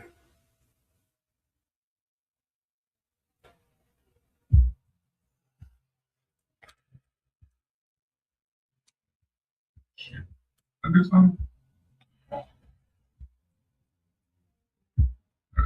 I'm sorry. you're fine. I was going to bring the. Actually,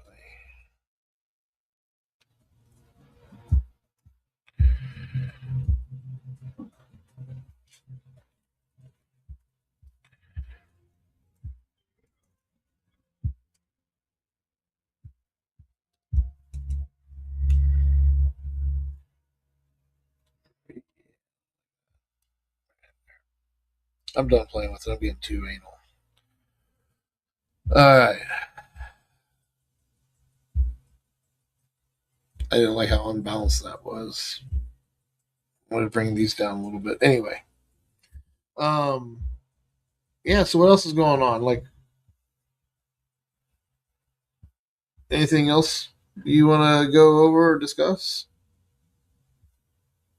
No, I'm just trying to organize for the next meeting.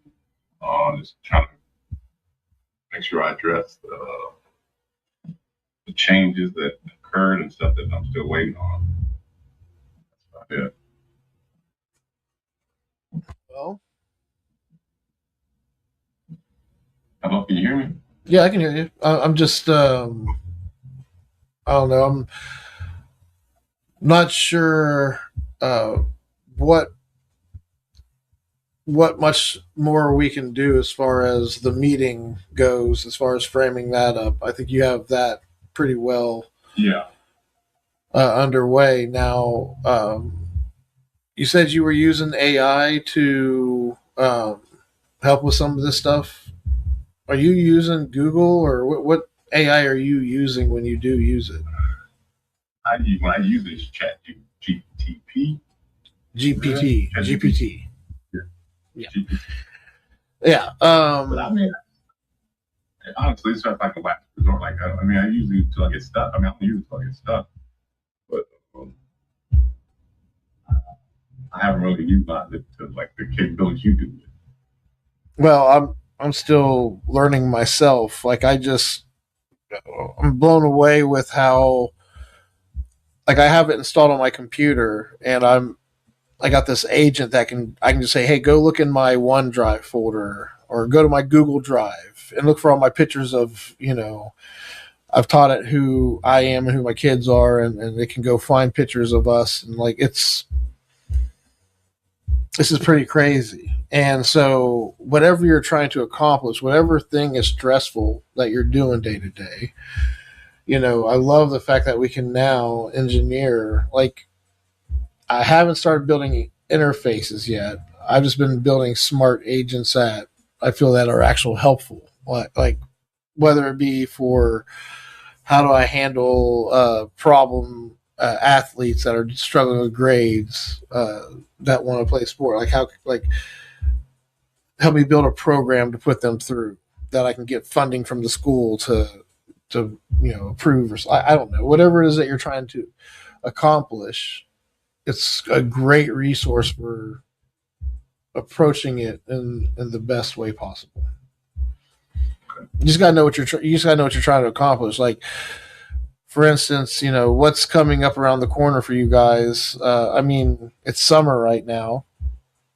Yes. You guys are midway through or wrapping up your spring sports, right? Baseball. Yeah. Yes. So you guys are now going. What's summer sports? Nothing in the summer. We just usually in the summer we prep for fall, but also any changes we're going to do for the department. So right now would be time to be preparing for like those new checklists that you need to create for the coaches, things of that nature. Yeah, check. Like this meeting you have coming. Yeah.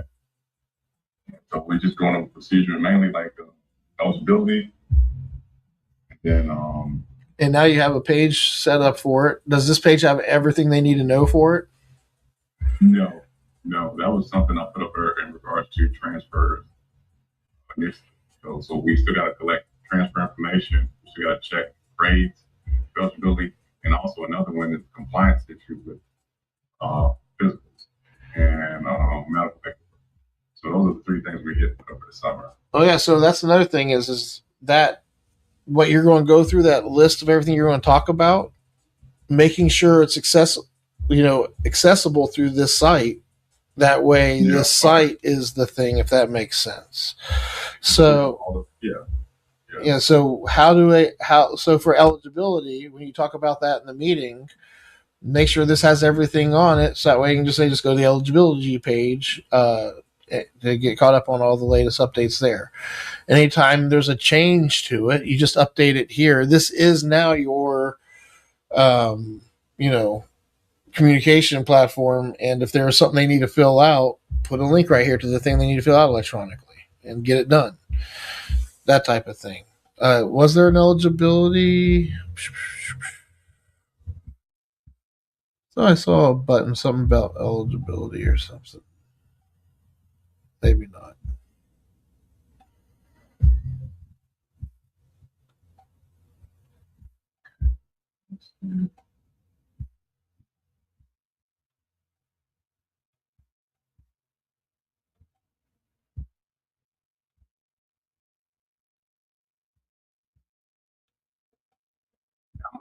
For that. Also, I think I probably could use this site to place my my notes or my meeting agenda on here. Yeah. So. On the resource.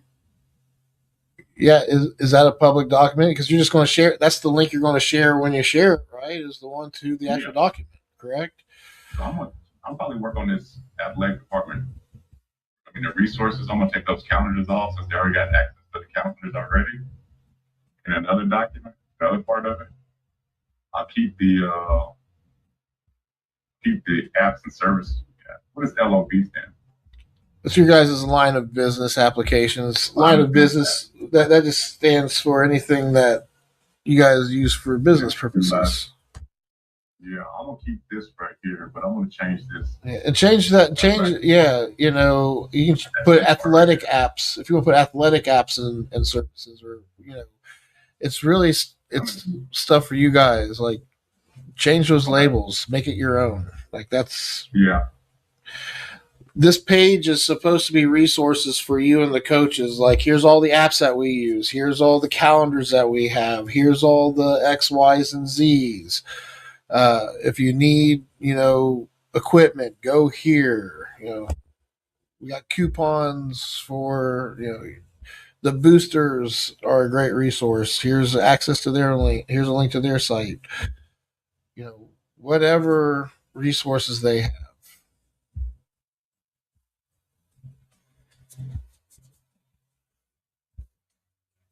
This calendar becomes a, you are communicating anything you need them to know. Don't tell them, write it out and put it on the site somewhere, or copy it from whatever, just the parts that you need to communicate. Yeah, this is your way to communicate to the workforce. Hey, this is what I expect of you. Here's what I need. Here's a link to this. Here's a link to that.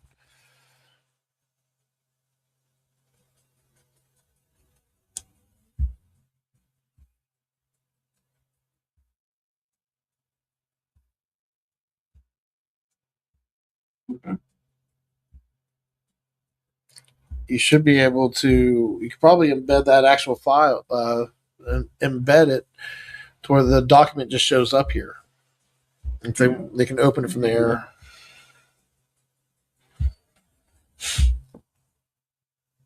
Because that was located, I believe you said it was located in.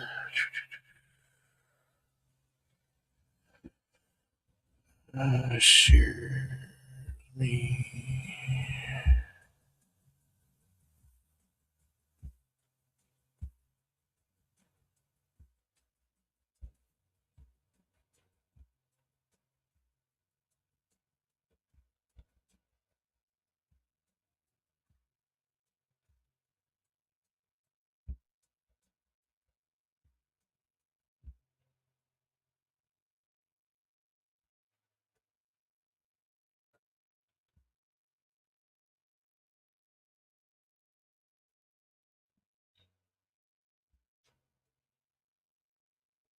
right.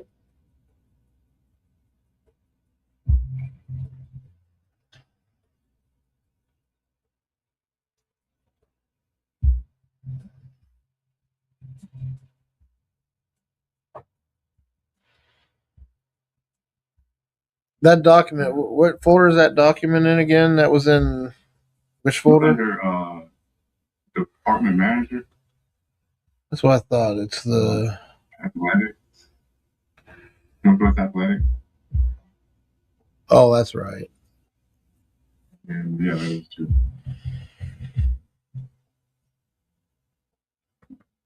I'll put them in there. I'll link them in there. Let me publish it. Wait, I guess you can see that. Yeah, but publish it the way you want it to show up. That way I'll test it out, make sure that everything opens up properly.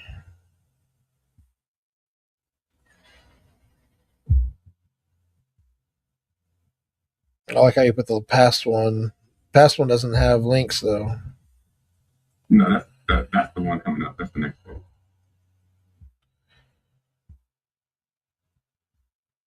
You have June 7th listed here.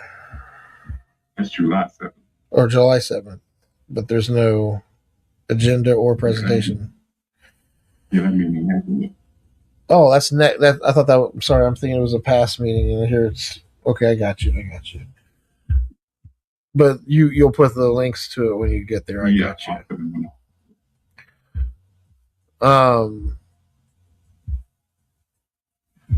Do you have the previous meeting? Yeah, it's on there. It's under June. The one before that one. Oh, before June 9th? Correct. Do you have one before that one? Yeah, it would have been August 2025. So the July 7th one that you're preparing for, are you just updating the same documents? No, it'd be different documents.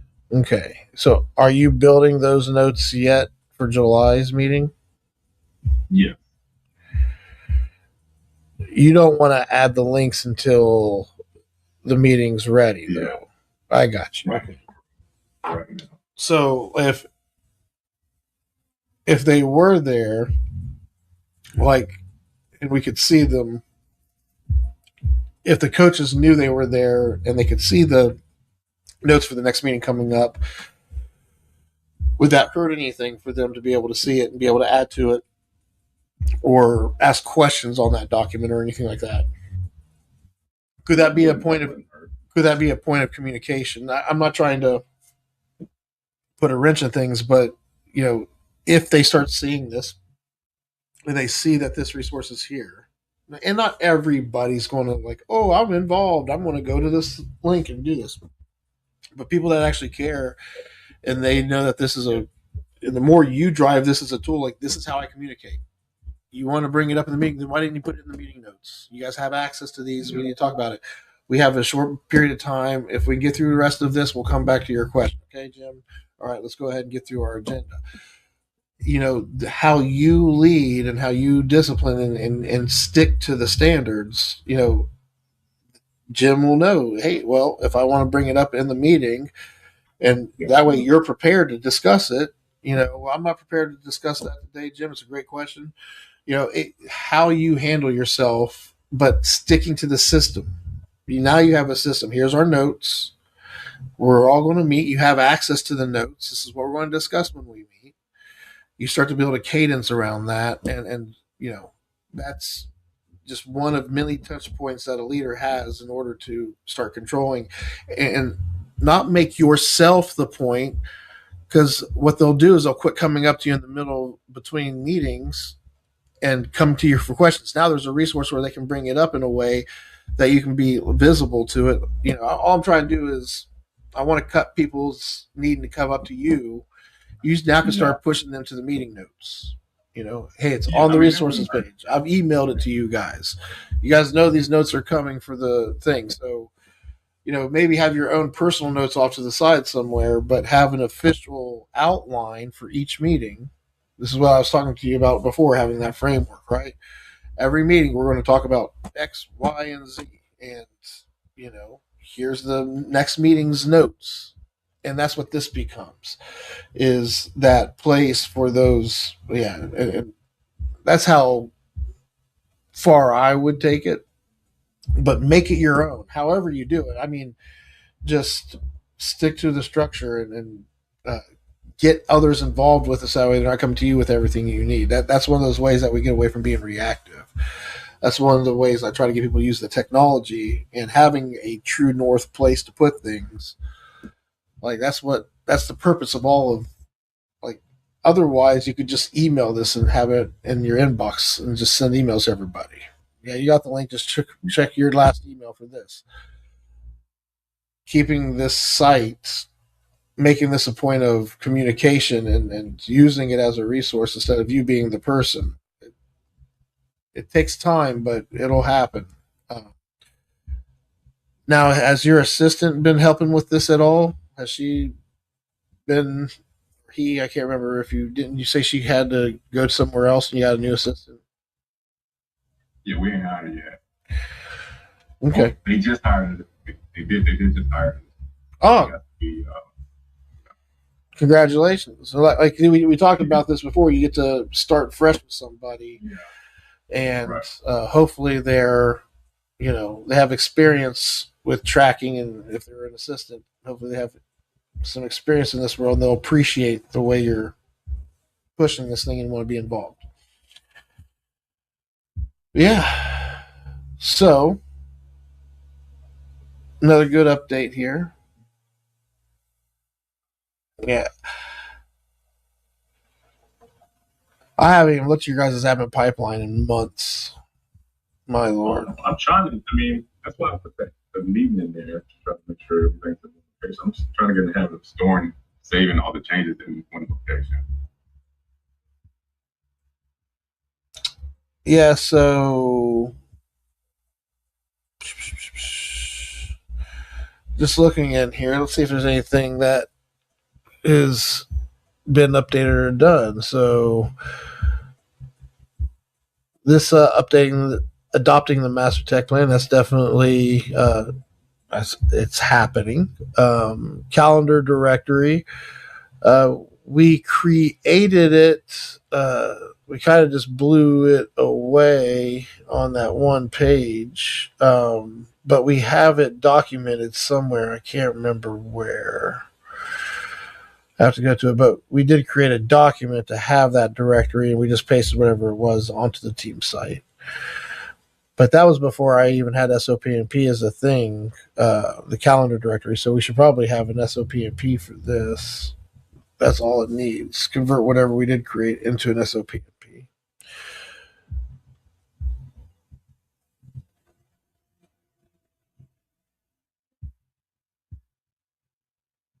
Ah, yes.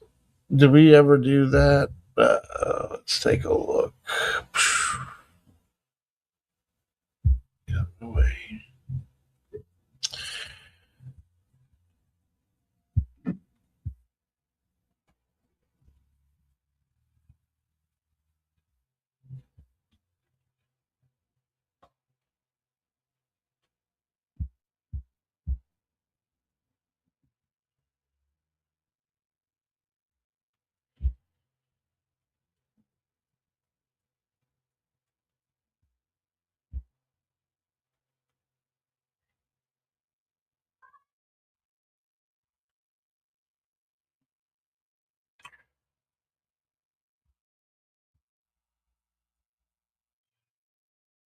So, yeah, and I don't even know if you guys need to have that structure, because you are a department to some degree, but I don't think any of these folders have anything in them. Facility gear, training, coaching, instructions for what's this?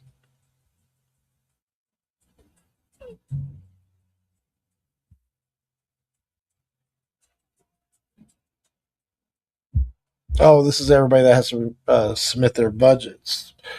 Yeah, budget instruction. Is that the true north for this document? Is that?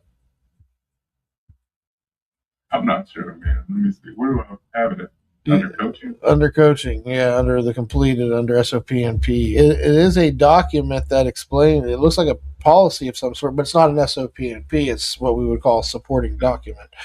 Anyway, it's, yeah, there's a lot of stuff here that I put here that I don't remember.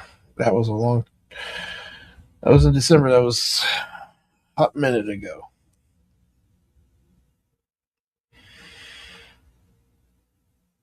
All right. How is Kevin doing, by the way? He's loving life now. He's not on. He's just doing football this summer, so he don't have to be in for hours. He will come in for meetings as the administrative staff. But he gets out as soon as he can. I think he don't like being the point person or being the contact person for all different issues.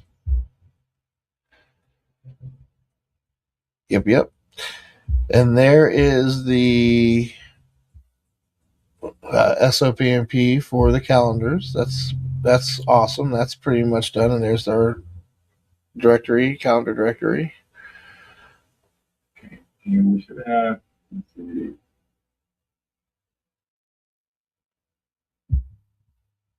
We got one for scheduling too, but I don't know, in transportation.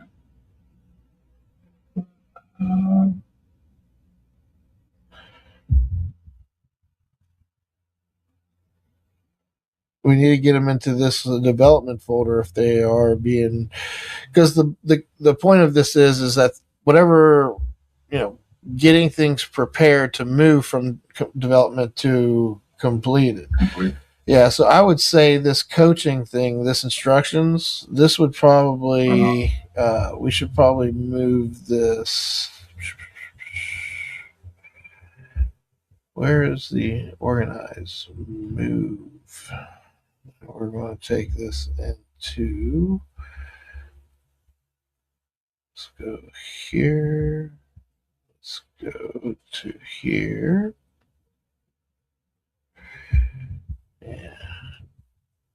and we probably need to give it a better name too. Instructions for what exactly? Knowing me, I probably chop the name up or something. Yeah, I don't know what else was in here. Hopefully nothing so I can nuke this. Yeah.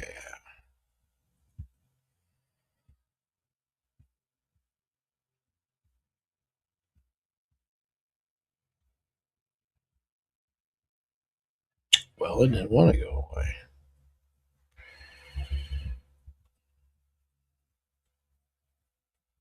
Yeah, I don't know. That's about. So just keeping this empty because there should be nothing. I know we've never had a approved, completed SOPMP yet. Any policies or procedures that you've had in the past would live. They should go here. And I see we've put a bunch of stuff in here. The development, this is stuff that we're working on to get completed and then move from this folder, from development into the completed folder.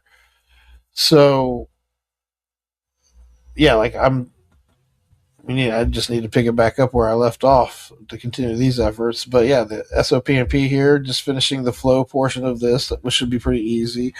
And that would be like this, like you were talking just a second ago, the scheduling side of things. How do we schedule things and use the calendars? What's the rules around that?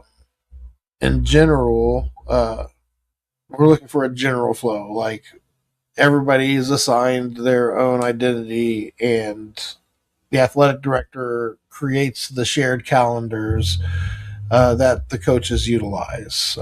Some calendars are managed by district or other departments. The ones we do control is controlled by the athletic director. Like, this is how the athletics department manages calendars. It's just an overview of the flow of how that's done. And you would know that better than anybody else. You're the one that sets those standards. Yeah, I don't know. We don't need gym. That's an empty document, and I don't think we need gymnasium standards. Well, I think we would need a gymnasium SOPMP, but it wouldn't be part of the calendar standards. What was that under? It was an empty document that was under calendar manager. So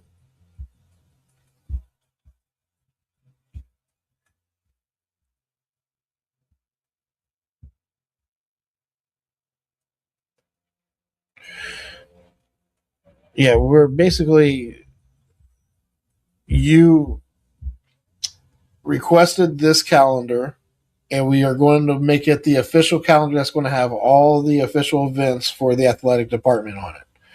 We've just taken that calendar, we've posted that to the team site that we've developed. So that way, and it's posted in a way that just shows the week of, here's this week, and here's what's on the calendar for this week. And if they want to add the calendar, they can click at the bottom, add it to their calendar, and they can also track the calendar in their calendar. So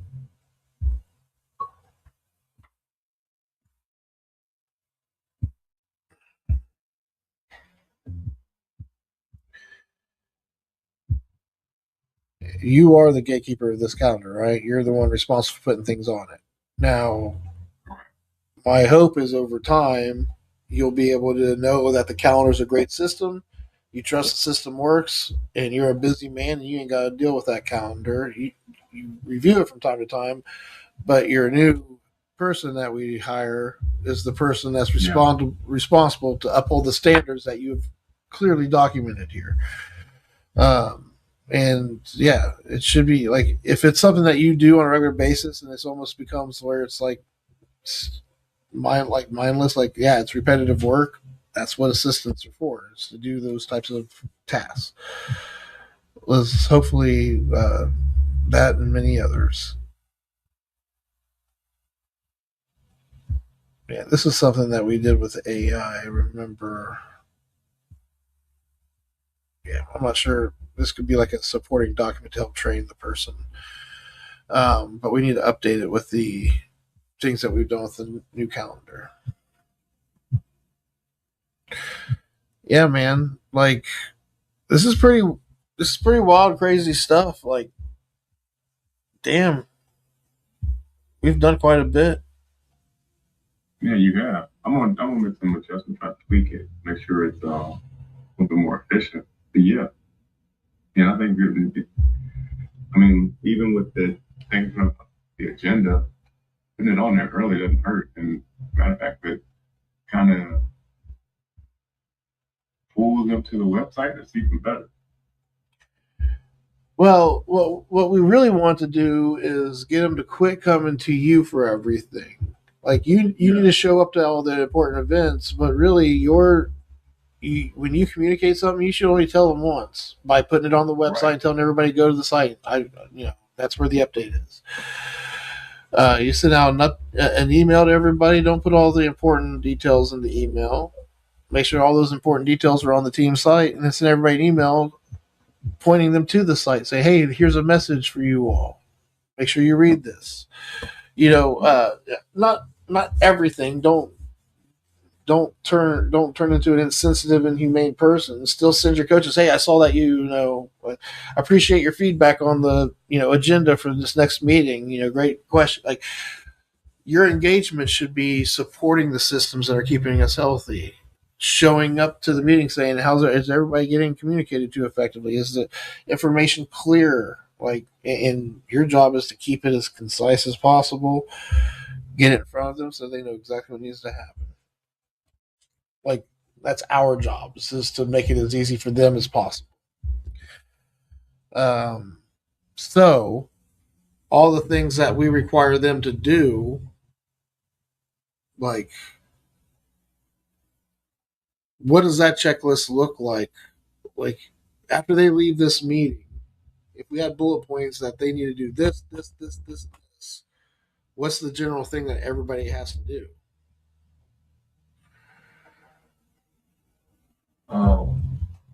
In regards to their sports specific over as a district. Like the yearly budget thing that you have them fill out. Yes. Didn't you just create a form recently for everybody to fill out something for something? I can't remember what it was, but you did create a Google form. Yeah. The last Google form I created was for purchase order. Yep. So how they purchase their equipment. Yep. And how did that get? Is that being used? Like, have we put that out there to them? We haven't yet. But we start with. Go ahead. But that's one of the things that we're going to. Is that going to come up in the July meeting? Not the July meeting. Okay, so in August, because that's ahead of them just enough time where we need them to get their budgets done. You're going to say, hey, or not budgets, but when you guys do things, we're going to fill out this form, and that form creates a spreadsheet that we can manage everybody's purchase, and we can approve them. How far did we get with that objective? My Lord. So we got to the point where we were trying to create a timeline when they can expect information or update on when they're going to get their product, get a purchase order for a purchase order number. So we haven't got to that point yet, but we are a little bit more succinct in regards to presenting all the information that the district needs to create the purchase. Yeah, because I remember we created this. I got an email this morning about a purchase order we got, and we got the equipment, and the company still hasn't received payment. And that's not from RE, that's from district office. Make sure they send a check. What's district doing? Not sitting there, not paying people? I don't know, man. I wish I'd had an answer because I got so many questions. Yeah, because they're calling you, but you don't. Hey, listen, I don't sign the checks. I asked Big Daddy for a check, and he says, "Yeah, here's my promise number," and they gave me a promise number. They gotta send it. It's not me. Yeah, that's so. Yeah, because you have to send the report the way you do, and we talked about that too. How they could just have access to view it. Why do you have to put it together? That was you, right? Was that, or am I thinking of another? Yeah. I work with somebody. That's true. And we don't get updates when there's something wrong. When a correction needs to be made, they don't directly tell us. We have to reach out to them and get updates. Sounds like district needs more help than the athletic department does, but yeah, and that would be nice to talk to district. I do want to do that eventually. I keep saying I want to push for that. Whatever happened with that conversation with the principal and all that? I'm not sure, man. They probably just got. Then they ended. I felt like they ended up ghosting you. Yeah, well, that was. I got another issue with, and this is with IT. So I got another issue with IT. I'm trying to figure it out too. Well, what's that issue? Well, football wants to order a new editing or video equipment. They're going to put a camera on the scoreboard. So it's mounted up there, so we don't have to have somebody hold the camera or hold the setup. We got the price for the camera and the technology requirements need to have. We contacted the district IT guy and said, hey, this is what we're trying to do. He was like, well, I don't know if we have capabilities to support that system. I'm like, well, we do it already with this camera. He's like, okay, yeah, well, we can do it, but it might cost you anywhere from $2,000 to $5,000 because we got to outsource work so they can install it on the scoreboard. It does. It does. If they don't have the equipment to safely climb up there and mount the equipment properly, which I understand. I mean, I have connections if they need to talk to somebody. But yeah, just Well, I'm about to call another school that did it, and I want to see how much it cost them because they say like if we have power we have power on the school, and we have a modem, and you can purchase a modem where it connects to the internet service and the press box, and we have capabilities of getting up there. I just want to see how much it really does cost to other schools that did before they throw me a number. yeah, you guys. Seriously though, I mean, who?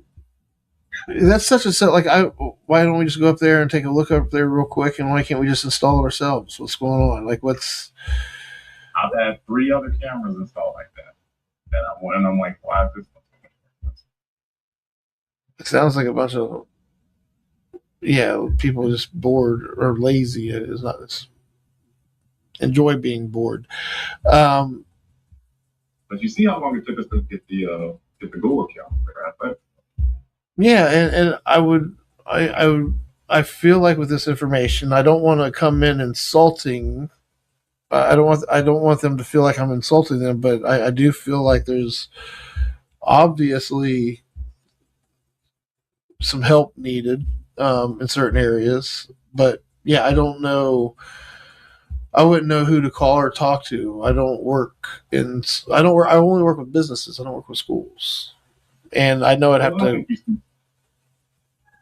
I'd have to clean up quite a bit in order to talk to schools, probably. Working with leadership, I don't know. Yeah, they're just normal people. I don't. Business people are no different. What's the motivating factor for business? It depends on who you're talking to. Like, I have some clients where their, father built the business and they're just now running it, but they're not innovating or building it anymore because they weren't the ones that built it. So now that they got it, it's just kind of like maintaining, and anything that's just being maintained is just starting to slowly. But then I have some family businesses that, what motivates them is what saves them time and money, allows them to focus on the business. Like, so it just depends on, but most of it is because they don't have somebody that has the expertise to manage and implement the technology. I was trying to get at that. Yeah, you do that. I mean, I would think a business they're motivated by money as far as make sure they're as efficient as possible and they can increase their profit as much as possible. When we talk about schools, I mean, money is an impact, but trying to figure out what motivates them. Like me, my motivation is trying to make sure that we provide the best atmosphere or the best environment for our kids. So yeah, hey, can we get a camera? That'd be great for a film. It'd be great for recruiting. It'd be great to record what the events that's happening on campus. And like, we'll get a quote. Get a quote for the whole year with a cameraman. This is the 2 quotes that you need to compare. It's saying you guys are looking at one quote and being like, "What the hell?" Show them, hey, this is what it's going to cost for us to hire someone to come here and record each game with a general camera. $500 a game or whatever it is times how many ever games, versus going and getting this camera installed, have the technology, and being able to do 3 times more for this price, right? So I would get something to contrast it against. This has always been, presentation is everything. Yeah. So yeah, you know what the benefits of this thing is, especially if other schools around here are doing it. Highlands and Fort Thomas. Are you familiar with those guys? Yeah, Northern Kentucky. Yeah, Highlands High School. They're yeah, I'm helping my buddy get a commercial done for them, and I was going to talk to them a little bit about how, because the athletic director is the one that for the soccer, that's who we're talking to for the. We have to go through them to get the commercial done and all this. But I was going to talk to them and see like what kind of like how they manage their internal team and how do they manage their improvements and things of that nature. And I'm curious to see what kind of like technology they have on their field too. Because do you guys have much money invested into that scoreboard, or I haven't been by that stadium and I haven't been on. It's on Pippin, right? You guys are on Pippin. Yeah. I haven't been on Pippin in years, man. I used to drive there off Merritt View, which is just down the road from the high school. Was where I lived there for a second with my ex. Okay. But she went to school there. I've only seen the field a few times. I don't remember what the scoreboard looks like. But it's probably going back. It hasn't been updated? No. Because that was 18 years ago. Yeah. Okay. Yeah, that sounds about right. Okay. So, and there's all kinds of cuts happening right now, isn't there? Yes, sir. There are. Yeah. So you really want a stupid camera? Really, Lee? You want a stupid camera? That's probably what did you just say? If you're not improving, innovating, you're falling down. Well, and here's the thing. The thing you're talking about the budgets. Yeah, you got trouble with budgets, but you're competing for students, and students help bring more money in. So, what are we doing to help increase the help improve what we offer? Is that really a thing where you guys are like, we want to get more students to come to our school? Yeah. We got to pull more students from. Well, what schools are you guys directly competing with? What's some of your biggest competitors right now? Your top three? Okay, I would say the Brookhaven schools on the south. That's closer here. Since we don't have busing, they can easily just, if you got to drive to school or get dropped off, you go from here to LaSalle within the area. Wynn Woods is in the neighboring school district that we compete with on a regular basis. And the other school, I mean, those are the two that I see direct. Princeton's been one that's coming up as well because they're open. We lost some kids to Princeton. Well, this is true. The true measuring stick is I'm sure Fort Thomas has plenty of money to where it's not a good apples to apples situation. Right. Looking at Winton Woods and LaSalle, who's raised the bar the highest and who's raised the bar the lowest. If you were to step outside the box and look at it with non-biased eyes, I know that sounds really judgmental and whatnot, but you do want to look at the things that are causing the lowest bar to be where they are.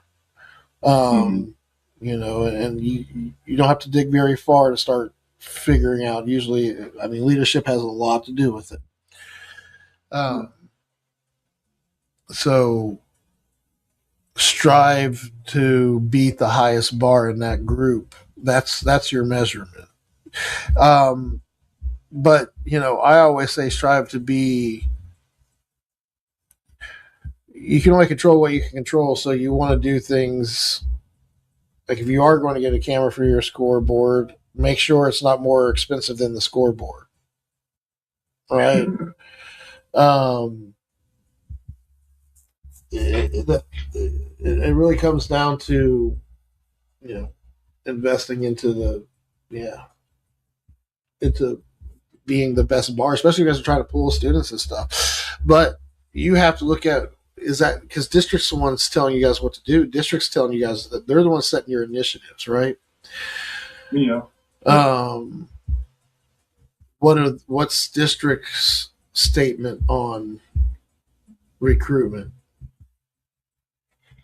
Well, the one thing, the first recruitment is just keeping kids in our district. So, I mean, that's when I say we're recruiting against these other schools. Because That's retention. You're trying to retain what you already have. Yeah. Okay. Yeah, that's a good one. So, what I'm saying is as far as competition goes, what are the things that why would a kid rather go to which one's got the highest bar, which one's got the most opportunity for the most attractive? Oh, it could come down to the uniform sometimes. You'd be surprised these kids get psyched over the stupidest shit. Yeah, I know exactly what you're talking about. Yeah, I know exactly. They want to feel like they are valued in there. Yeah, they're valued in there. They're offered a good opportunity. Well, they're also having a good time. Like the teachers and stuff, right? If the coaches are just assholes towards these kids, or just are they truly pushing them to their for their potential, or are they there just get that check because they love playing football, they didn't want to get a job behind a desk, and now they have to sit behind a desk and do a budget, and they're like pissed about it. They're just shitty with everybody. Like, I don't know if you have any of those coaches or not. Yeah. Well, that's the kind of stuff that would excite me, is looking at how can we best get these kids, like how often do you guys renew you guys' uniforms? What should we cut in order to put money in other areas? How many sports would benefit from that camera? Is it just football, or is it soccer, football, and blah, blah, blah, blah, blah? Can we get a camera system that can be used for multiple sports? That's, instead of mounting something, maybe if we get all the sports to rally up behind a system, we can use that system for all sports. I don't know. Like, let's get creative with it. But what are the big areas that are like, what do we need to focus on? Is it drawing in students, retaining the ones we already have, both? Like, I don't know. Fixing the shit we already have, getting new shit, raising money, so fundraising. Like, do we do car washes every other weekend? And I don't know. Let's get creative. Let's raise money. Let's show the district we don't give a shit. We're going to get our own camera, our own scoreboard. Yeah. It's probably what they want you to do to begin with. It's probably is. But I mean, yeah, you're right. They don't want to come off their budget. Well, whose job is it to come up with the campaigns for the school for those types of things? That's me. That's me. Oh, really?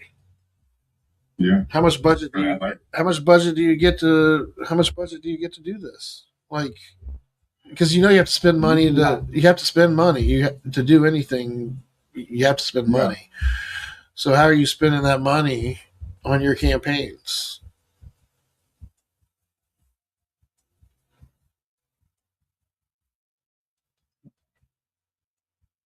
I'm defining looking out, see exactly where my money actually goes. I will tell you the majority of it goes towards the services that we actually purchase to put on the event. And the main service that we purchase is officials. And then also officials and equipment. How much are like ticket sales, things of that nature, merch sales? Are these systems that are producing revenue for the school? Yes. Yeah, and producing revenue for the athletic department. So we got to be self-sufficient. And we're not fully self-sufficient. We do require support from the district. Why not have a class that screen prints your guys' shirts for you? All you guys got to do is buy shirts. You guys can screen print your own shirts. You guys can have a whole class around that. I'm sure there's curriculum that will help art class help you guys build your own merch. Like I'd be getting creative with it. Yeah. Yeah, and have the kids coming up with their own like cool ways and charge $20 a pop per a shirt, and you're only spending $2 a shirt. I mean, you can generate some serious revenue, especially if you get the kids involved and find a way to get the parents' hearts, get them to buy all. Yeah, and are are you guys one of the poorest neighborhoods? I would imagine there's poorer neighborhoods than there is in your neck of the woods. Yeah. I mean, we're not the poorest by any means, but we don't have the same budget that some of the schools that we have on our schedule. We don't have the same budget they have. And I think it kind of, I mean, we're hampered by the fact that we have 2 high schools in addition. I would love to, yeah, the LOB absent services that we were listing out, all the services you guys use. I'd love to see districts' IT departments. Have you ever seen that Rocket Money where, oh, you got 5 apps or 5 subscriptions? Yeah. I'd love to look at the IT's budget and see what they're, because you guys have 365. You guys have Google. You guys have Big Teams. You guys have Final Forms. You guys have, oh my God, like, can we simplify our budget and put money where it belongs to helping these kids? Like, we're just trying to fill gaps with dollars by throwing money at it instead of building systems. Yeah, it's stupid. I would love to help strategize some kind of way, or at least review the information together. I'm not the smartest person in the room, but I know AI is pretty awesome, and I know I can get the information in front of it for it to help us break it down right. So, yeah, I'd love to see how we could save money. Go make that meeting happen, boss. All right, talk to you soon. Thanks, man. Yeah, you too, Lee.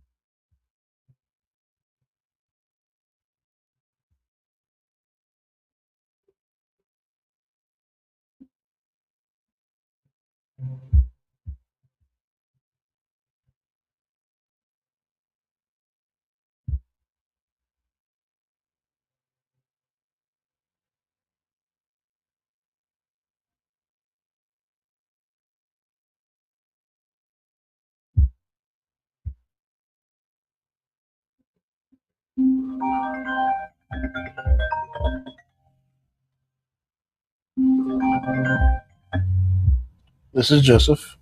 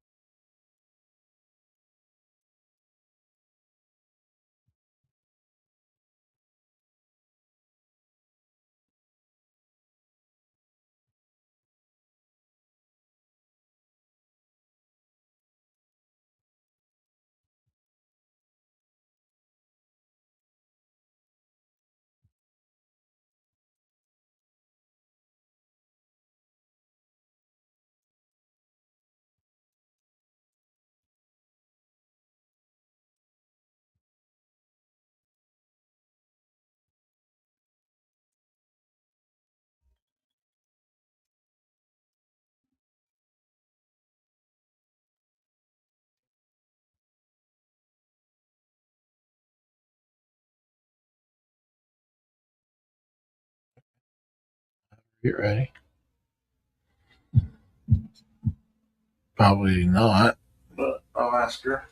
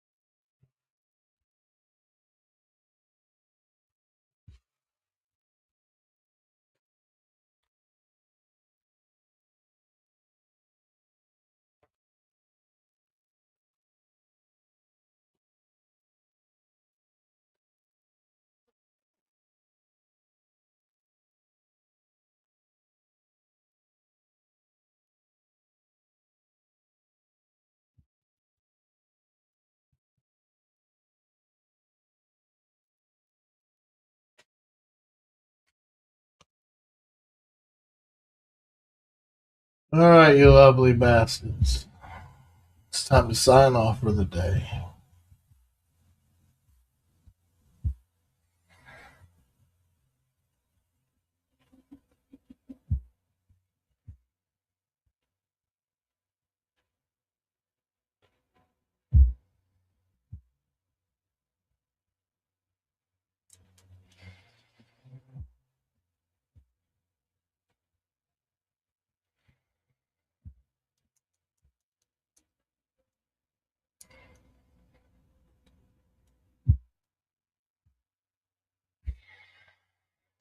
Keep it heavy.